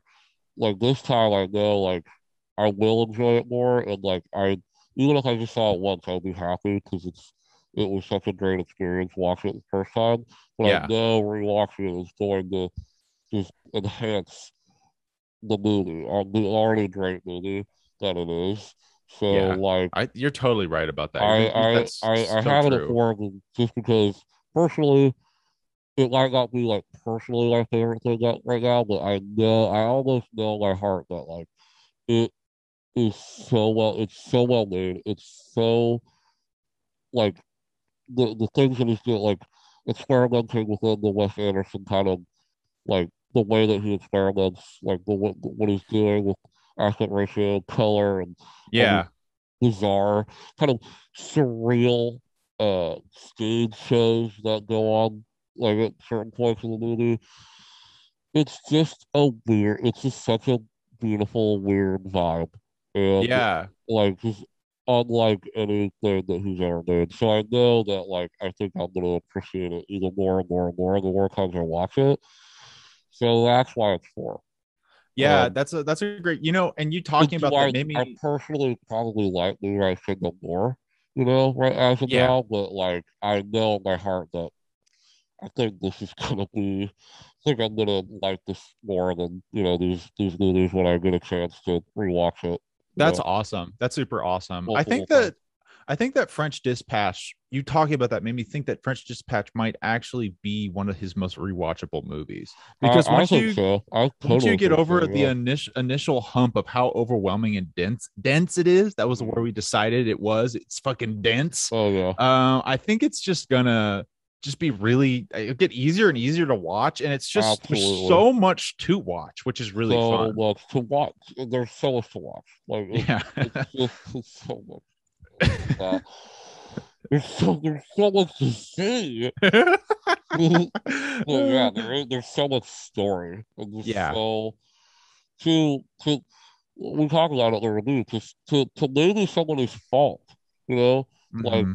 at this I can see someone saying, this has too much story and too much. It's just too much. It's like having a meal and you're too full and people start shoving chocolate pudding in you. Yeah, I yeah. like chocolate pudding, but I'm overwhelmed and I But no can't eat more, it anymore. please. No Yeah, more. yeah. So like, I can see someone saying that about it too. So, Yeah, but I to me, agree. that's a good problem to have. That means Yeah, that yeah. it's rewatchable, and maybe if I rewatch it again, maybe I'm like, oh wow, this is still too much, too much, Yeah. too much turkey. Yeah. But No, man, but I think you're right about that. I think it's gonna probably exponentially go up. I mean, It'll probably, I'll rewatch that Benicio del Toro thing over and over and over again. It's just yeah. so amazing. It'd be cool if in like a special feature of the French Dispatch, if they had them all as short films too. I feel like that would be Ooh, really that's cool. interesting. That's really interesting. I don't. I think I would like to have It that. would work. Yeah, It would definitely. work. You can watch them all as short films and it would work. Isn't that Yeah, wild? yeah. It is. It really is. Like I truly need that. Like it just end and you're like, that was satisfying. Yeah, Like yeah. that's wild. I mean, it would You win. know? Like you send that to any short film festivals, and every single one of those, they would get like Yeah, one, two, and three in different yeah, orders. yeah, yeah, exactly. Yeah. So yeah, that's my four right That's your now. four. Okay, Yeah. so it's three now. It's time for the top Yeah. three movies. Top three. My three is Royal Tenenbaums. Um, Royal Tenenbaums. It was really interesting to me. I've only seen this movie once. Mm-hmm. But it was really interesting to me because it hit me so hard. Yeah. Not like in a sad way, but just like that emotionally resonated Yeah. so deeply with me Mm-hmm. that so little films actually do. Right. I loved every single character on this. Luke Wilson was my character. You Yeah, mentioned yeah. how great his performance is. Right. I don't know, something about his character Oh just my God. resonates with Owen me. Wilson. Owen Oh, Wilson and Luke Wilson. Luke so Wilson, good. I mean more. No. I got it. Owen Wilson too is so fucking good in it. Yeah, because he's like Playing that pretentious writer who's like which is who's a a really neighbor. different role for him too. Yeah, It's like he yeah. doesn't usually play that role, and he was He's so still fantastic funny as as that. hell in it, though. Oh my God. So I loved the aspect of this being a family, like a real serious family drama comedy, because Yeah, sometimes I like family absolutely. Yeah. dramas, but what I love about this is it's the family drama, like the really sad and abusive family drama type of Yeah. thing, that's still a comedy and makes me laugh so Yeah. much. Totally. Yeah, that's a good point. That is so awesome to me about the Mm-hmm. Royal Tenenbaums. And I think mostly it's just that this has one of my favorite cast of characters, and how they interact Absolutely. with each Yeah. other Right. out of all of Mm-hmm. them too. And Yeah. I love, I love the like, Royal. I love the fucking sub like that maybe that subplot, but how he fakes, how he has cancer, yeah, just to and hang out with this family. when they all figure out that he's lying, that whole Yeah, scene is fucking great. I love Yeah. it. I Bill love that. Murray doesn't crack a joke the whole movie. He's like a Yeah. sad man. He's a sad old man. And he's still funny somehow. Yeah, I mean he's kind of funny. I don't when I rewatched it, I didn't laugh at him at all. I was like, this guy's just sad. I I know. feel It's bad for this guy. I guess it's not It's like you're fun. I guess it's laughing. funny in the character that he's playing. It's so Yes. not It's what it's you like think you do. it's not funny in the context of the movie, but it's like a meta kind of funny Yeah, where you're yes. laughing. It's like, I can't Sure. believe this is Bill Murray. Yeah. But Sure. yeah, Royal Tenenbaums. This is a thing where it's when I watch Royal Tenenbaums again, and I watch like French Dispatch again, and I watch all these films, it might change a little bit. But Mm-hmm. that first Totally. viewing for me was special. Opinions are always going to change, Yeah, over time, they obviously. should. Yeah. Yeah, I mean, it's a phenomenal movie. It's great. It's incredible. I like that point though, like I get like that it does have that very dark and serious family drama, but it is it manages to be just as funny and Yeah. as dramatic, which is like, I think, which I think is a major, you know, plus to a lot of his great movies, like Yeah. Grand Budapest, and French Dispatch, where French Dispatch has some hilarious shit in it, but it deals with some serious themes, especially with the political short film and stuff like that. Like he's able to balance just such a great balance. Yeah. And another thing about the Royal Tenenbaums that I think I like a lot personally is it has a similar kind of chaos with a huge cast of really incredible characters in a family saga as like Grand Budapest or French Dispatch. It has that kind of That chaos. ensemble, yeah. Yeah, but it's done in a sort of quieter way. And I like that a lot. Maybe it's just that. Maybe I want it to be louder. Maybe I want it to be more like fucking like I don't know. Maybe that caught me off guard. I've seen it like 4 times, so like I think it's just maybe that just always catches me off guard of how subtle it actually is. Yeah, because it really is subtle Especially and towards the quiet. end. Yeah. Especially after Luke Wilson, which is an amazing scene, but after he attempts to kill himself, spoiler, um, after that, it gets pretty serious, pretty Yeah. subtle, and pretty, which I think is a really great tone shift, but maybe it just doesn't click with me as much as it should. But Yeah. Yeah. I don't know. I still mean, recognize how great it is, though. I think I love your opinion on that. I found that so interesting to me, and it I don't know, it made me appreciate how much I liked it more to Yeah, hear about like those pieces not dig it. So that which was that's interesting to why me. we do this. I know, yeah, man, I know. So I love Royal Tenenbaums. I love it. I Yeah. love it. That was My my three, three. my three is Rushmore. Yeah. Rushmore is so I totally understand everything that you said. To Huh. me, this is I'm not gonna say this. It's one of the funniest movies I have ever seen in my goddamn life. This movie makes me laugh. I mean, like me and my buddy Justin, who loved this movie, and he like he likes Wes Anderson, but he thought that this was like the funniest thing he's ever seen. Yeah. And it to me, the reason I think it's so like ridiculously funny and is I just think Jason Schwartzman is like unlike any actor I had ever seen. Like in this movie is he is I have never seen a child actor like this exude so much confidence and is so fun. It's almost like the character, it's almost like he's been acting for like 45 years. Like he's so Yeah, that's so true. fucking like That's everything he so does, true. everything. I've seen this movie probably like 5 or 6 times. And like it is like I can't get enough of his character. I really can't. I think his character is beyond genius. I think the way that he plays the character, just the idea of like this kid who is like just watching like he's excelling in all these extracurriculars and is failing school, which is Yeah. just so funny. And the way that he acts, he's like this kind of like, this mastermind behind this run. Like one of the best fucking lines in the whole movie is like, so he says something what do you want to do when you grow up? And he says something like, you know, or what do you love to do? And it's like being attending Rushmore. Like that's his life. Like that's his life goal is attending this private school. And beyond like how funny this movie is to me, like the the relationship between him and the teacher who is great in this movie is super great.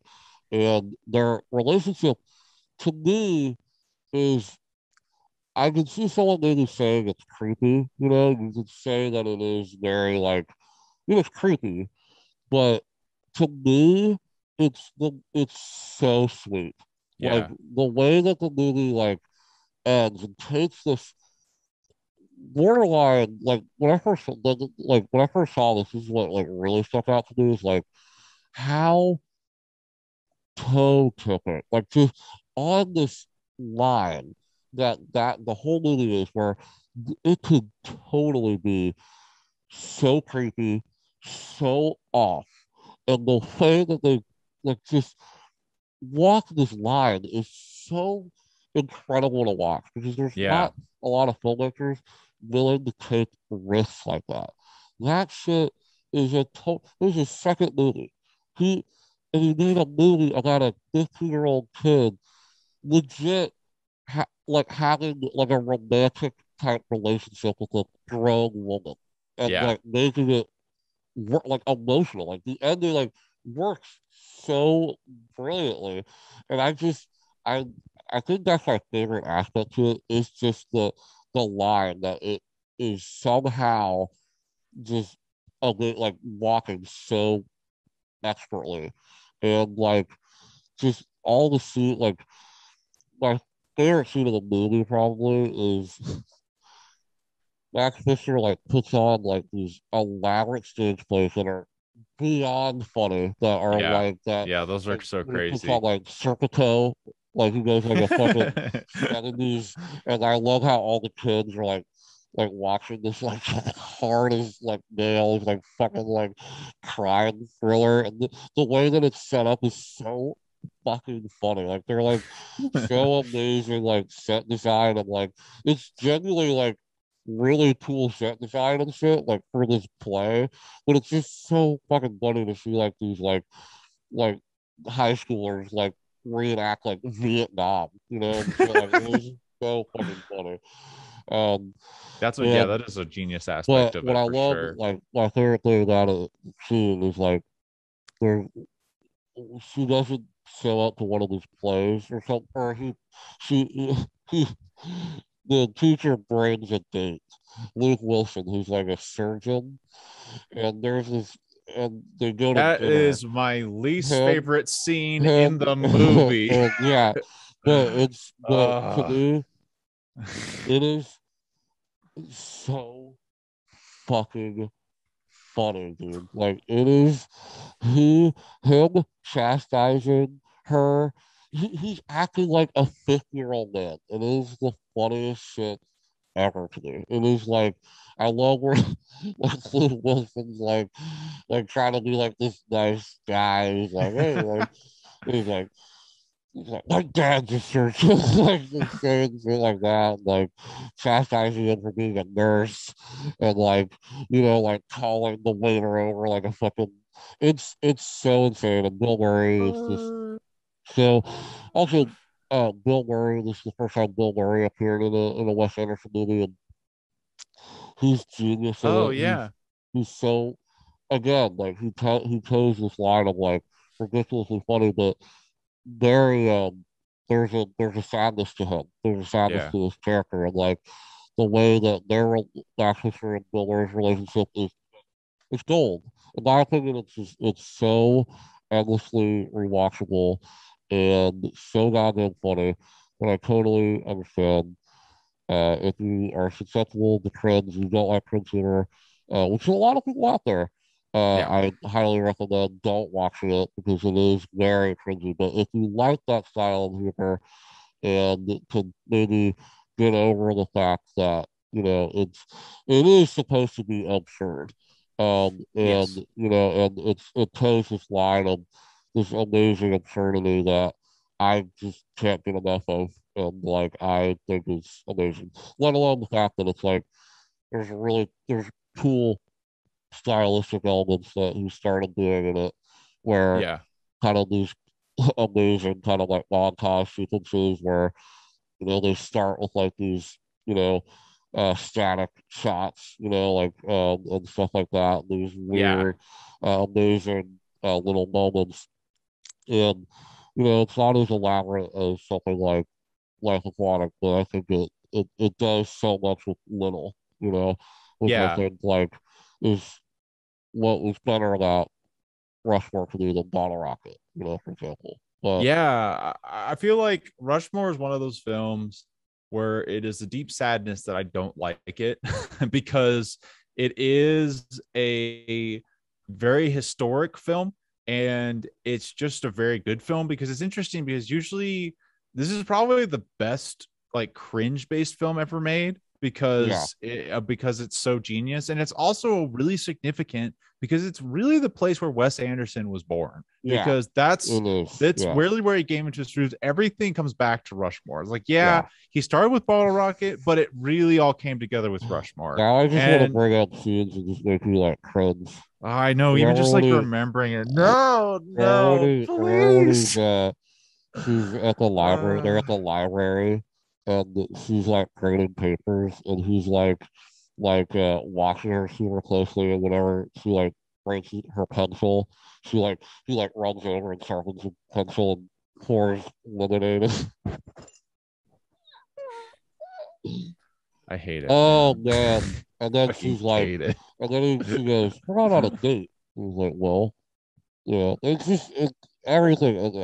I think Jason Schwartzman is unbelievably funny. I can't believe it's one of those performances that I can't believe they found him. I can't believe that he was able to say like get it, you know, and he was like 15 and he like understood like what the comedy of the moment, like each moment, and understood like how, I don't know, man. I know he was a really crazy find with that. All the other kids too in the movie are just unbelievably funny. Was Jason Schwartzman a friend of Wes Anderson, similarly to Owen Wilson? No, so they found Jason Schwartzman through auditions. So they auditioned thousands of kids. So crazy. And the story is, do you have Rushmore on Criterion? No? Yeah, I do. Oh, dude, you should. I think I saw it. I can't remember where I saw it, but to look at the audition tape for it. It's okay. I'm pretty sure that exists. I hope I'm not making that up. I remember seeing an audition tape for him, and it's unbelievable. It's like one of those things where like they walk in and go like, you. Yeah, you know? Yeah. It's great. But no, so he found him through an audition, and then from then on became really close friends with him. Wow. And now Jason Schwartzman helps write. Super young, you know. Yeah. Jason Schwartzman, you know, in his 30s. But yeah. That's so cool. That's so cool. You said something when you were talking about Bill Murray this time. And talking about his combination of sad and melancholy, it made me realize that the similarity between him and Adam Sandler as serious actors. Robin Williams too. Yeah. And it's an interesting kind of mastery of acting. Things in the it's one of my favorite things is like comedians like that are primarily known for comedy. Jim Carrey has put in really good dramatic roles too. There's just this interesting thing that happens when comedians go into roles like that. You get this amazing like electricity that I think like not a lot of performers could do. Comedy is so hard to do. Like it's probably the hardest thing to do. And I don't know, like Sandler and Uncut Gems and Punch Drunk Love, they just have this, like, I don't know, I can't describe it. It's like this really weird performance, but it also has to be the right role, you know? Just Bill Murray's done dramatic roles that I've been like, you know? But in Wes Anderson movies, he's like, I mean, it's perfect. Because the characters are so good. Yeah, it's kind of lost in translation, too. But. Right. Yeah. It's kind of scary when those things, when you really think about how much it resonates, it's kind of like freaky in a way. I kind of find it freaky, like how good those moments can be. So magic. Should we move on? Magic. It is magic. Should we move on? Yeah. What's your number 3 or 2? My number 2. So Rushmore was your number 3, right? Yeah. Okay. So my number 2 is the Darjeeling Limited. Damn, okay. I love the shit out of this movie. And the Darjeeling Limited, I was wrong before.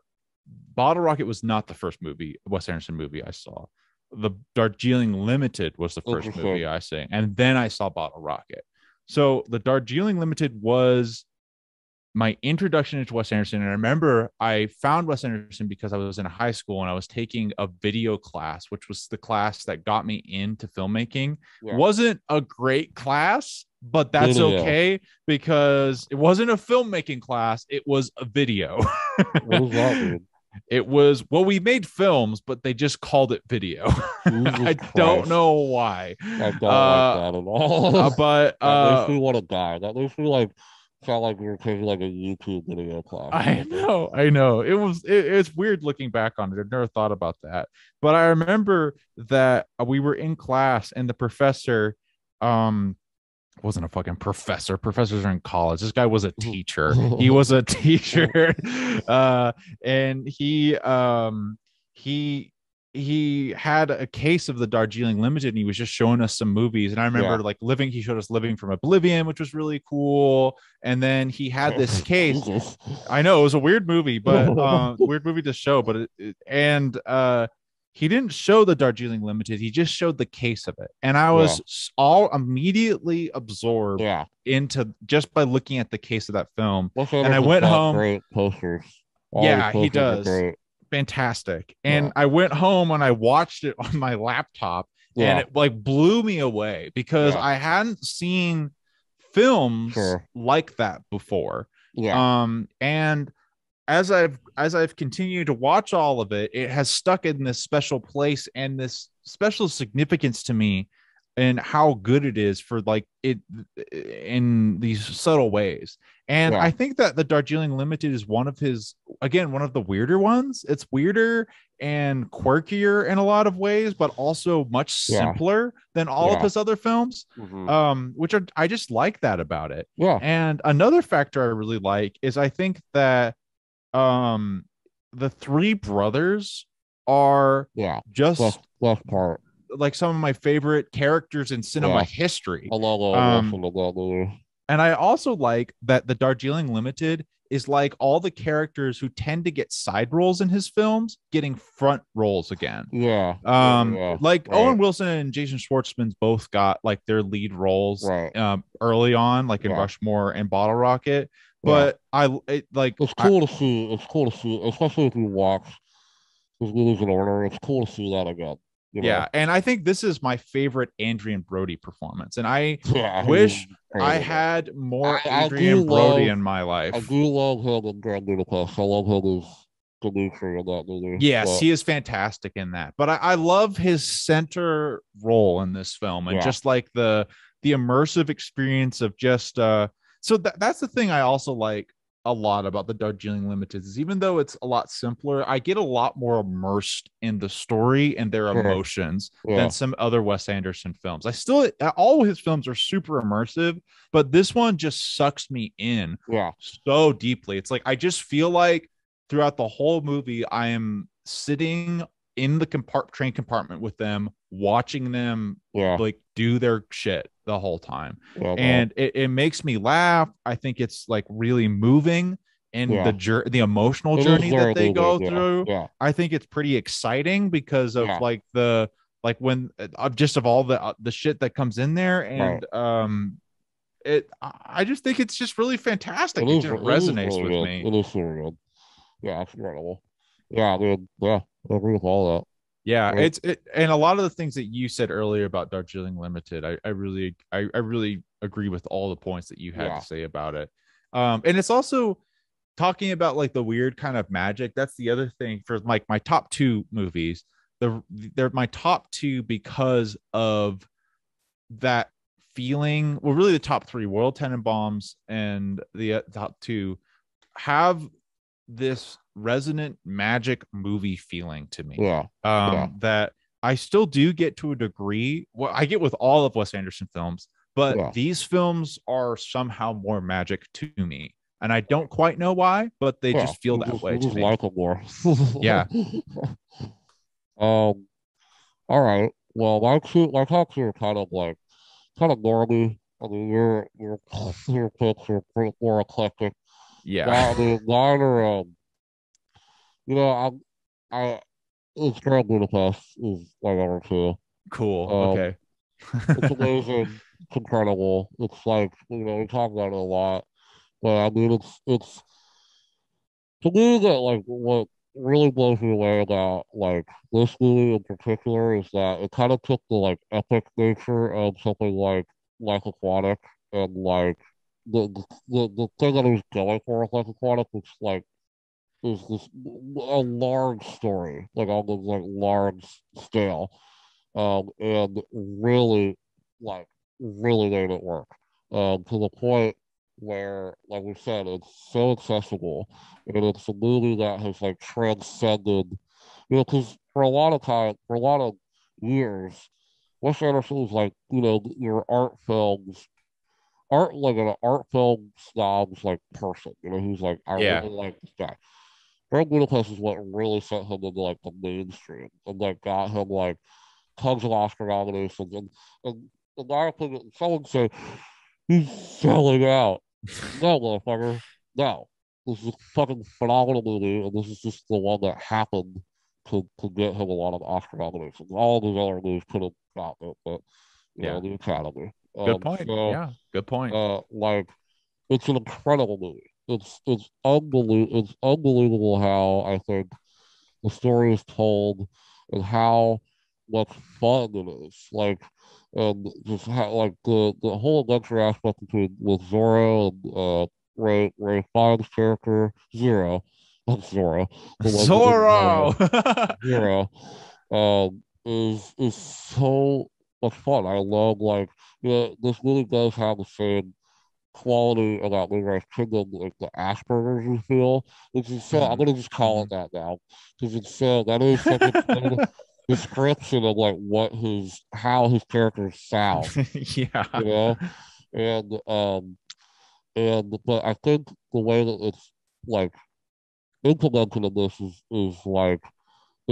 you don't really think about it, like, Mhm. it's just this quirky world that he's created, and I just love the story. I love how this movie opens, where it's this abandoned, it's not abandoned, but it's run down. You see this Grand Budapest hotel, and this little girl walking up and seeing this thing that is abandoned at this point, and she opens the book, and we see you know, uh, Jude Law, who this is like the first time where like he just has like huge fucking actors who just like appear in like his movies.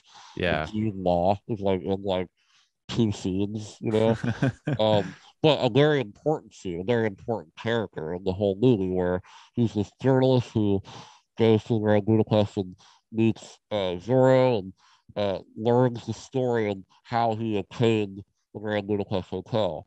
And we see, you know, the whole journey of him and the relationship with Gustav, who played by Ray Fiennes, who is iconic as fuck at So this point. good. Who's iconic as shit at this point. You see a Yeah. character, you see a picture of him, and you know instantly who that is, how he talks, how he's just one of those iconic characters, and he's so fucking funny in this.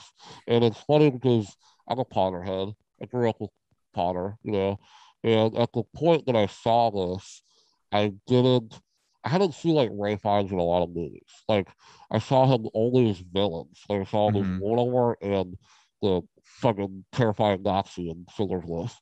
Um, and seeing him in this and how quirky and funny and likable and kind of an asshole he is so great. He's so amazing. And his chemistry with Zeros is it's so much fun to watch. And like, I just love how the story unfolds. I love the darker tones to it.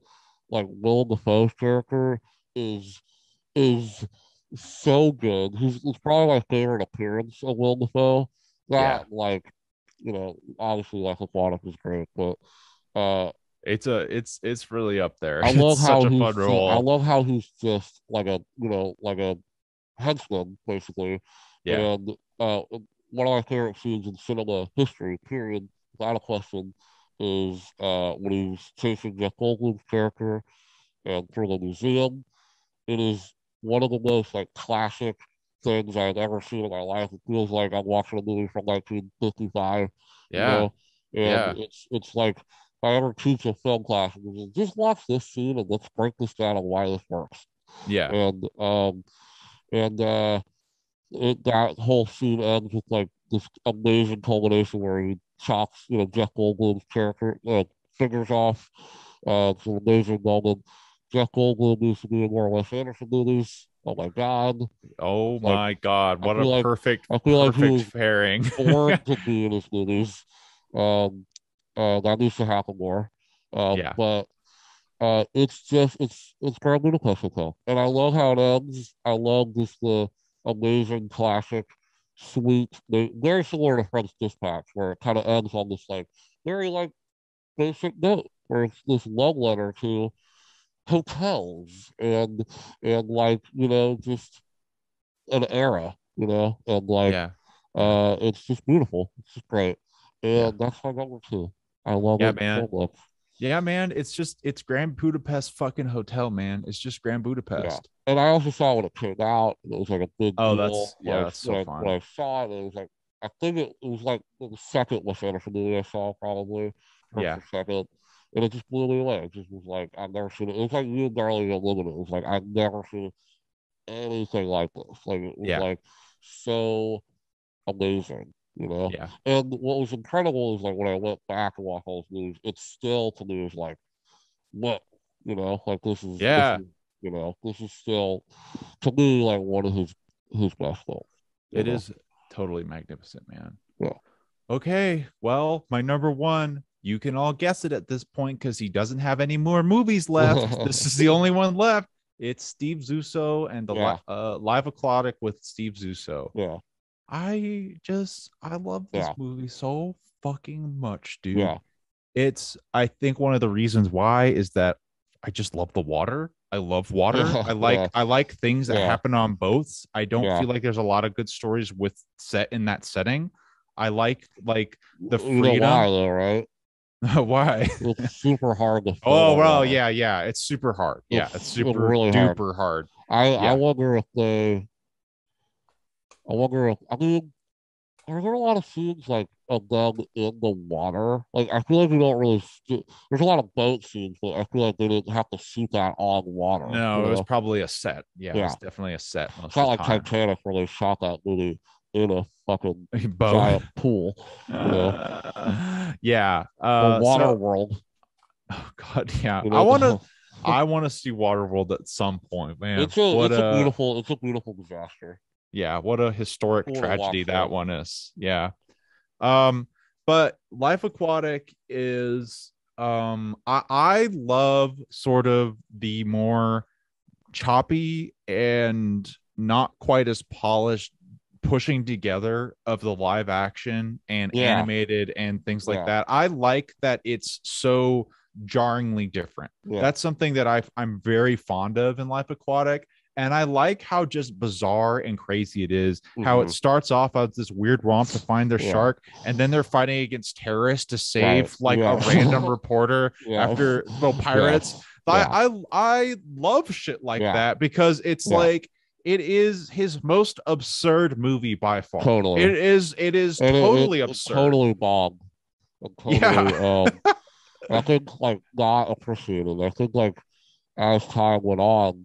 Like, that movie was, like, not, like, people were like, what the fuck? When this came out, it was like, people were not down with it.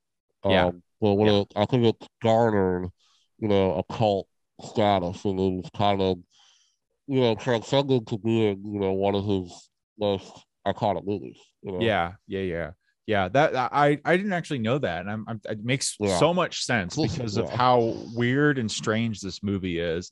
And it's also really cool because in a way, I think it's kind of brave to put Bill Murray in the lead role in this situation because Bill Murray it's not like you can't trust that Bill Murray could do this. He could do this. He's Bill Murray. But the thing with Bill, right. Right. He already had done a movie for 30 years. But I feel like Bill Murray is usually structured as being a really strong side or supporting character to someone who's a little bit more relatable, I guess. You know, a little bit more like down to earth or more typical and being in as like the lead character.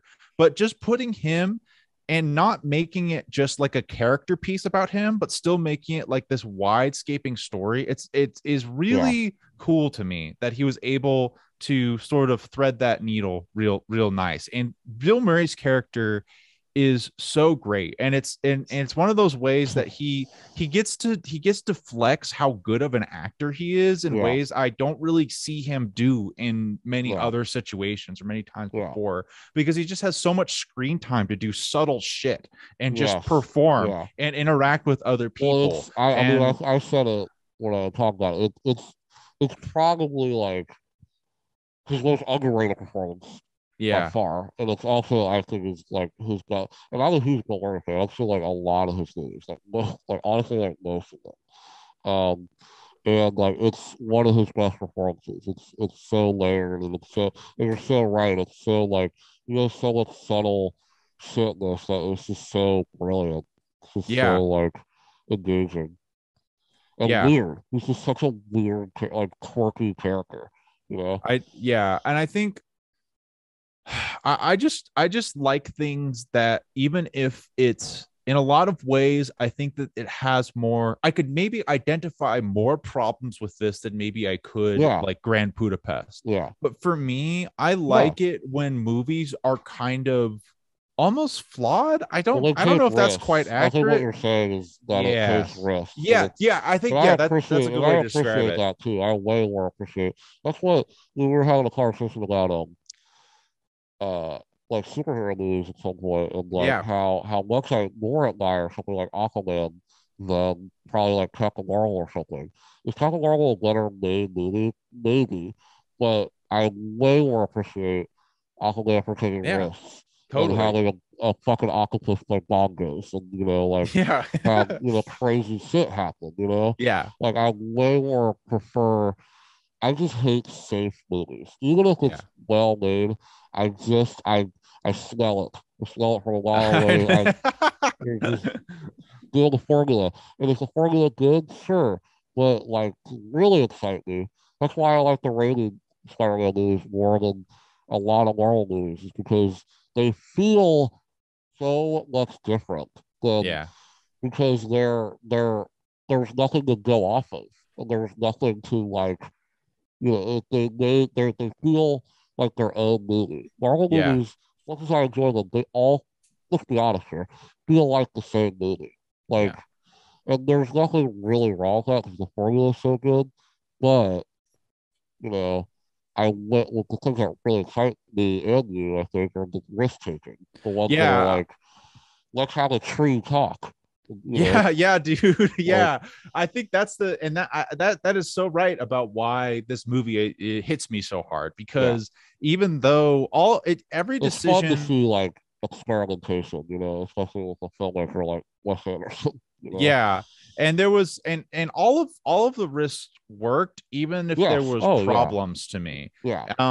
And ultimately at the end of the day, I just really like the story. I think I like the story more than it's just my personal favorite story out of all of them. I just think it's a delight. It's super weird, man. I think it's a little too all over the place for me, but like I still really enjoy it.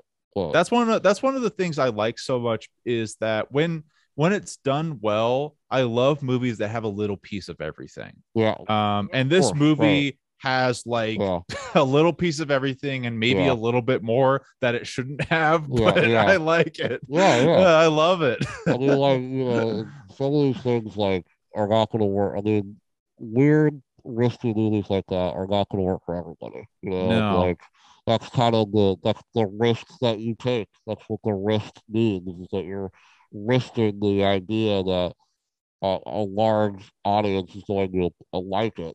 You're risking that. You're risking which is like, it's insane that we have to say that, but like, because of course, obviously, like, you should take risks, do something that no one's ever done before, and and create something like a Grand Budapest, that breaks through and it becomes mainstream. But it's the idea of feeling safe and Yeah. Wes Anderson is not that. He's never made a safe movie in his Yeah. fucking life. I think when we're talking about this conversation, I think I Love Dogs is the one movie that might touch on being a little too safe sometimes. Now that I think about it, I don't feel like it's a safe movie. I think it still pushes boundaries. It's definitely not a safe movie. Let me double down on that. It is not a safe movie. It takes so many risks, but it's the one a stop motion animated film that takes multiple years to make. Right. And it's definitely not going to make your money back for sure. Because they don't make money. But that's the one thing that comes to mind, I guess, in terms of the story choices where he might have had to take some safe compromises, maybe. Yeah. Very minutely though. But yeah, I think you're right about that. But my number one, it's fantastic, Mr. Fox. Yep. It's amazing. It's incredible. I think a lot of this does hinder on nostalgia because this movie came out when I was 10, and I saw I saw this when I was young, and this was kind of part of my childhood. That's so perfect. That's so perfect. It was just part of my growing up when I was like 10, 11, 12. I used to watch the movie all the fucking time. My sister used to watch it just constantly. It was one of those like comfort movies. It was like that. The SpongeBob movie, it was like, there are these movies that Back to the Future, it was like these things that like were always on repeat. That was like one of them. And the thing that's impressive about this Fantastic Mr. Fox is like we talked about it earlier, but is that I still think it's like incredible. Like one of the things that's amazing about Pixar and this Fantastic Mr. Fox and like highly acted movies is you can watch them when you're young and love them. When you're older, you actually even maybe might love it more because of just the amount of detail, the amount of like actual care that it took with the story. And that's how I think Pixar has been able to operate for all these years, that they go in making things that will last. I think they have in their mind that these kids that are seeing this movie are going to grow up. So let's make a good movie that they can watch for the rest of their life. Yeah. Finding Nemo, you're a kid. Yeah, it's sad to see, Nemo's or fucking Marlin's kids get eaten. That's sad. But when you're 24, you're fucking bawling your eyes out because you're like, you can imagine, losing a child or losing a kid like that, And as a kid, you understand it, but it's not to the level when you're older, right? Yeah. So it's crafting these stories that will last forever. And like, Fantastic Mr. Fox is 100% that. It's like, it's like we were saying earlier, this is a movie about a guy in his midlife crisis and is dealing with wanting to provide for his family.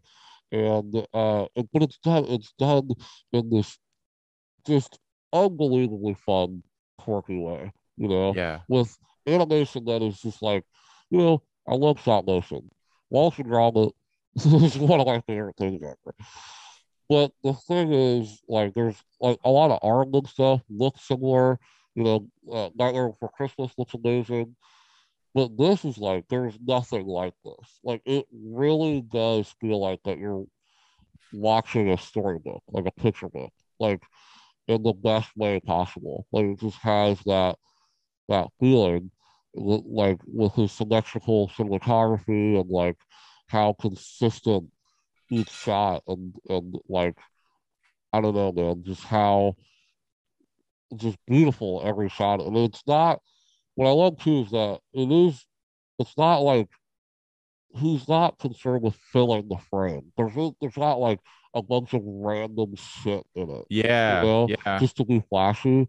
It's so efficient in like the way that it like because it's stop motion, they had to really pay attention to like each frame. And Wes Anderson is like the perfect example because he does that anyway.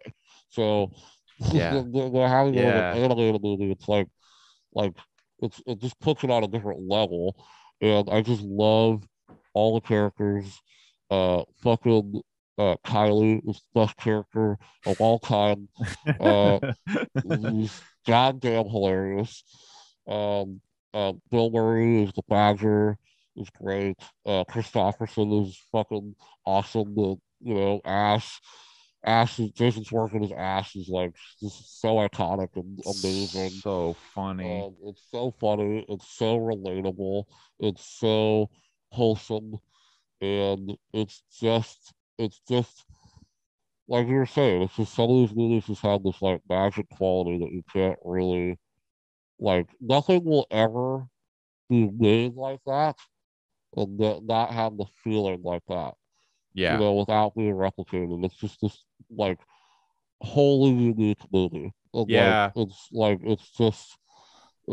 nothing will ever come close to it, in terms of like that, like movies that are based on also Roald Dahl, books, like based on children's books, best adaptation I've ever seen of a children's book, wow, Yeah, man, it's like it's one of those films that is almost undeniably perfect. You just watch it, and you're just like, yeah, that was just right. It's like 80 minutes too. It's like this perfect length that just like goes, and it's like you don't feel like you got a short of them. You don't feel like you got the perfect amount of the movie, and it's gonna overstay its welcome. And the other thing about stop motion films specifically is that a lot of times when I'm watching them, even if I love the movies, sometimes I have this problem with or feel this way about a film. Oh my God, what is the amazing Laika?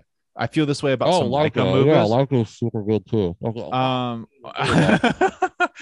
Yeah. Thinking about like stop motion Laika movies. Yeah. I was like, one that I'm missing.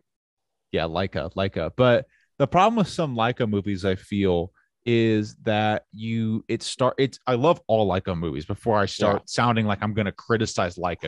Coraline's one of the best animated movies of all time. Oh, yeah. But the problem with some stop motion films is that they kind of lose, I don't know, they lose some steam, or they feel like you just want more by the end. It just doesn't quite quench your thirst by the end of the film.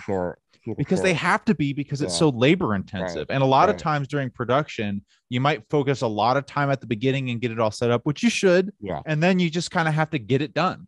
And to some degree, sometimes it hampers the film more than others. Laika's super impressive because they've been able to consistently release stop motion their films. Movies are like crazy looking. So that's like super impressive about them, is that like their things are so detailed and have like crazy environments. Like Kubo, for example, like looks stunning. You couldn't even believe that it's a stop motion movie because it's so just so much detail going into like every frame. Yeah, absolutely. But the thing with Fantastic Mr. Fox is that it definitely does not feel that way. It does not feel. It feels complete. Even compare it to Isle of Dogs, which to me has that sort of stop motion problem of not having quite the thirst quenching feeling of like, that was great, but I kind of feel, for a crude way to put it, I feel a little blue balled, right? I just a little bit, just a smidgen of blue balls. But what's Fantastic Mr. Fox is, it's orgasmic every time, man. Every single time. I think this is like number one because of nostalgia, if I'm being honest. Yeah. But the one thing that I don't like about this is like a little rant about I'm ready. Mr. Fox. And this is a rant about 2000s animated movies in general. Why are we ending movies with dance numbers? Why? And Fantastic Fox is perfect. It's perfect for 1 hour and 22 minutes that it runs. Just that 1 minute, and they all just dance. At the end of the movie? Yeah. Why are they? You don't like that? No, it's fine. I like dancing, but it's just like. There were so many robots. There were fucking robots. Robots is the worst one. Dance number. Chicken Little, I think was a dance number. They all Over the do. Hedge. Why are these all end with like dance numbers? Which Yeah. actually Mr. Fox is a perfect movie, and then until that, it just becomes like conventional again, which is like, oh yeah, this came out in 2007. You know, That's a good point. actually, I never I thought enjoy about it. that. Yeah, the song's great. It's fun to see, the characters dance. Is it weird? Kinda, because Yeah. why are they dancing? Where's the music? Is this diegetic? I guess. Uh, well, um, so, but I mean, that's like a funny That's a little great no, dude. No, that's thing. actually a great point. I never thought about that before. And it It's kind of gets at fun. the idea with animate. The weird thing with animation It's is like, that oh, this kids, I know. Well, kids. I think it's They because don't do that anymore. Disney is such a fucking powerhouse that in the way that they like Yeah, brought but these animation into weren't even Disney popularity. movies. I don't think Oh, the like ones dude, that well, I'm listing are not. Well, Chicken Little's a Disney movie. right. But that's the weird thing about it because I still think it comes from because Disney really associated the idea of animation, like Fantasia, and then all Yeah, of Mickey Mouse shit. yeah, like musical animation stuff. Musical and Yeah, animation, and then right. that somehow turned into ending your movie with the dance numbers with these Yeah, subpar not Disney so films. ridiculous, so ridiculous. It's like, what's the idea behind that? It's I like, don't know, all right, we end the movie and now let's have all characters dance. bro. That would be a I fantastic research paper. I would read that Yeah. research paper. But also, what if we start making movies? What if all our movies end with dance numbers? Even if Yeah, it's like dude. the most serious movie you've ever seen in your life, like it's like so dark, You and had then like it ends with the whole cast just dancing. dude, it's like a Like rape the revenge credits, film. yeah, exactly. And then the credits roll, and it's like there Killed was a those movie that did guys. do that. There's a movie, oh, I fucking can't remember. There's something that did that, but yeah, but I mean, Wes Anderson Well, did. yeah, yeah. Wes Anderson, dude. Yeah, I guess that we got a little sidetracked at the end there about dancing. Well, it was relevant, but that was really great. That was really Yeah, man. interesting to sort of think about his filmography that way. Yeah, I man. really think that after we've watched these movies again over like the next couple of years, we might want to consider redoing it. Yeah, man. And Maybe we when should definitely, every time a new Wes Anderson movie comes out, we'll like re-rank them. yeah, that'd be fun because I could see it being different every time. That's absolutely. But the next, I love doing these filmmaker rankings. I agree. I definitely want to do one for PTA just because Mm-hmm. I would love to, from a lot like a hardcore fan, I would love to see, your opinions about I would love all to these do movies that. that you've ever seen. Um, that, I mean, Spielberg is always fun. Spielberg is, you'd have to be like, all right, his 80s movies. Yeah. It's like Yeah. way too many movies. Um, Do you but know who yeah, would be do you know who would be a really weird one but would be really hmm. cool to do? Would be Paul Verhoeven's Oh, movies. that's like, he made like, RoboCop. RoboCop. Yeah, Total I need to Recall. rewatch RoboCop. I'm not a huge RoboCop guy. Okay. I would love to talk. We should talk. Maybe we'll I just talk like about Total Recall one. a lot. We should talk about Paul Verhoeven because the more I've watched his films, I think this guy is a genius. I He made genuinely think he's Showgirls. brilliant. Yeah, Yeah, he made Showgirls too. You ever yeah. see that before? I haven't seen it, but I really want to. Dude, one of the worst movies ever created, but Yeah. it's fucking hilarious. It's so fucking funny. Paul Verhoeven. You know who made like what was the other notable thing he made? He made Total Recall. He made Starship Trooper, which is another Oh, that's a movie great movie. I Starship love Troopers that fun, movie. super fun. Let me look at his Um, filmography. The big ones are RoboCop and Total Recall. yeah, okay. Those are his real big ones. Yeah, I mean, there's tons of different color. I mean, who else? We do Ratham. That'll be wild. That would be wild. We all know who the bottom one, Only God Forgives, is up bottom. No, no. Iron or what's the want to fight? Want to fight? Yeah, there's tons of different filmmakers that we could do. There's a lot of and you could do Scorsese, dude. Scorsese. I mean, I would love to do that. I mean, I've seen a lot of his movies, but he has so many.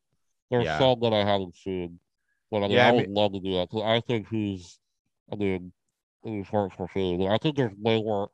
There's with him, there's so much to talk about today. Like, he has films that like people don't even know about, man, that are incredible. Like the King of Comedy is like one of my favorite movies, period. And people have not even seen that.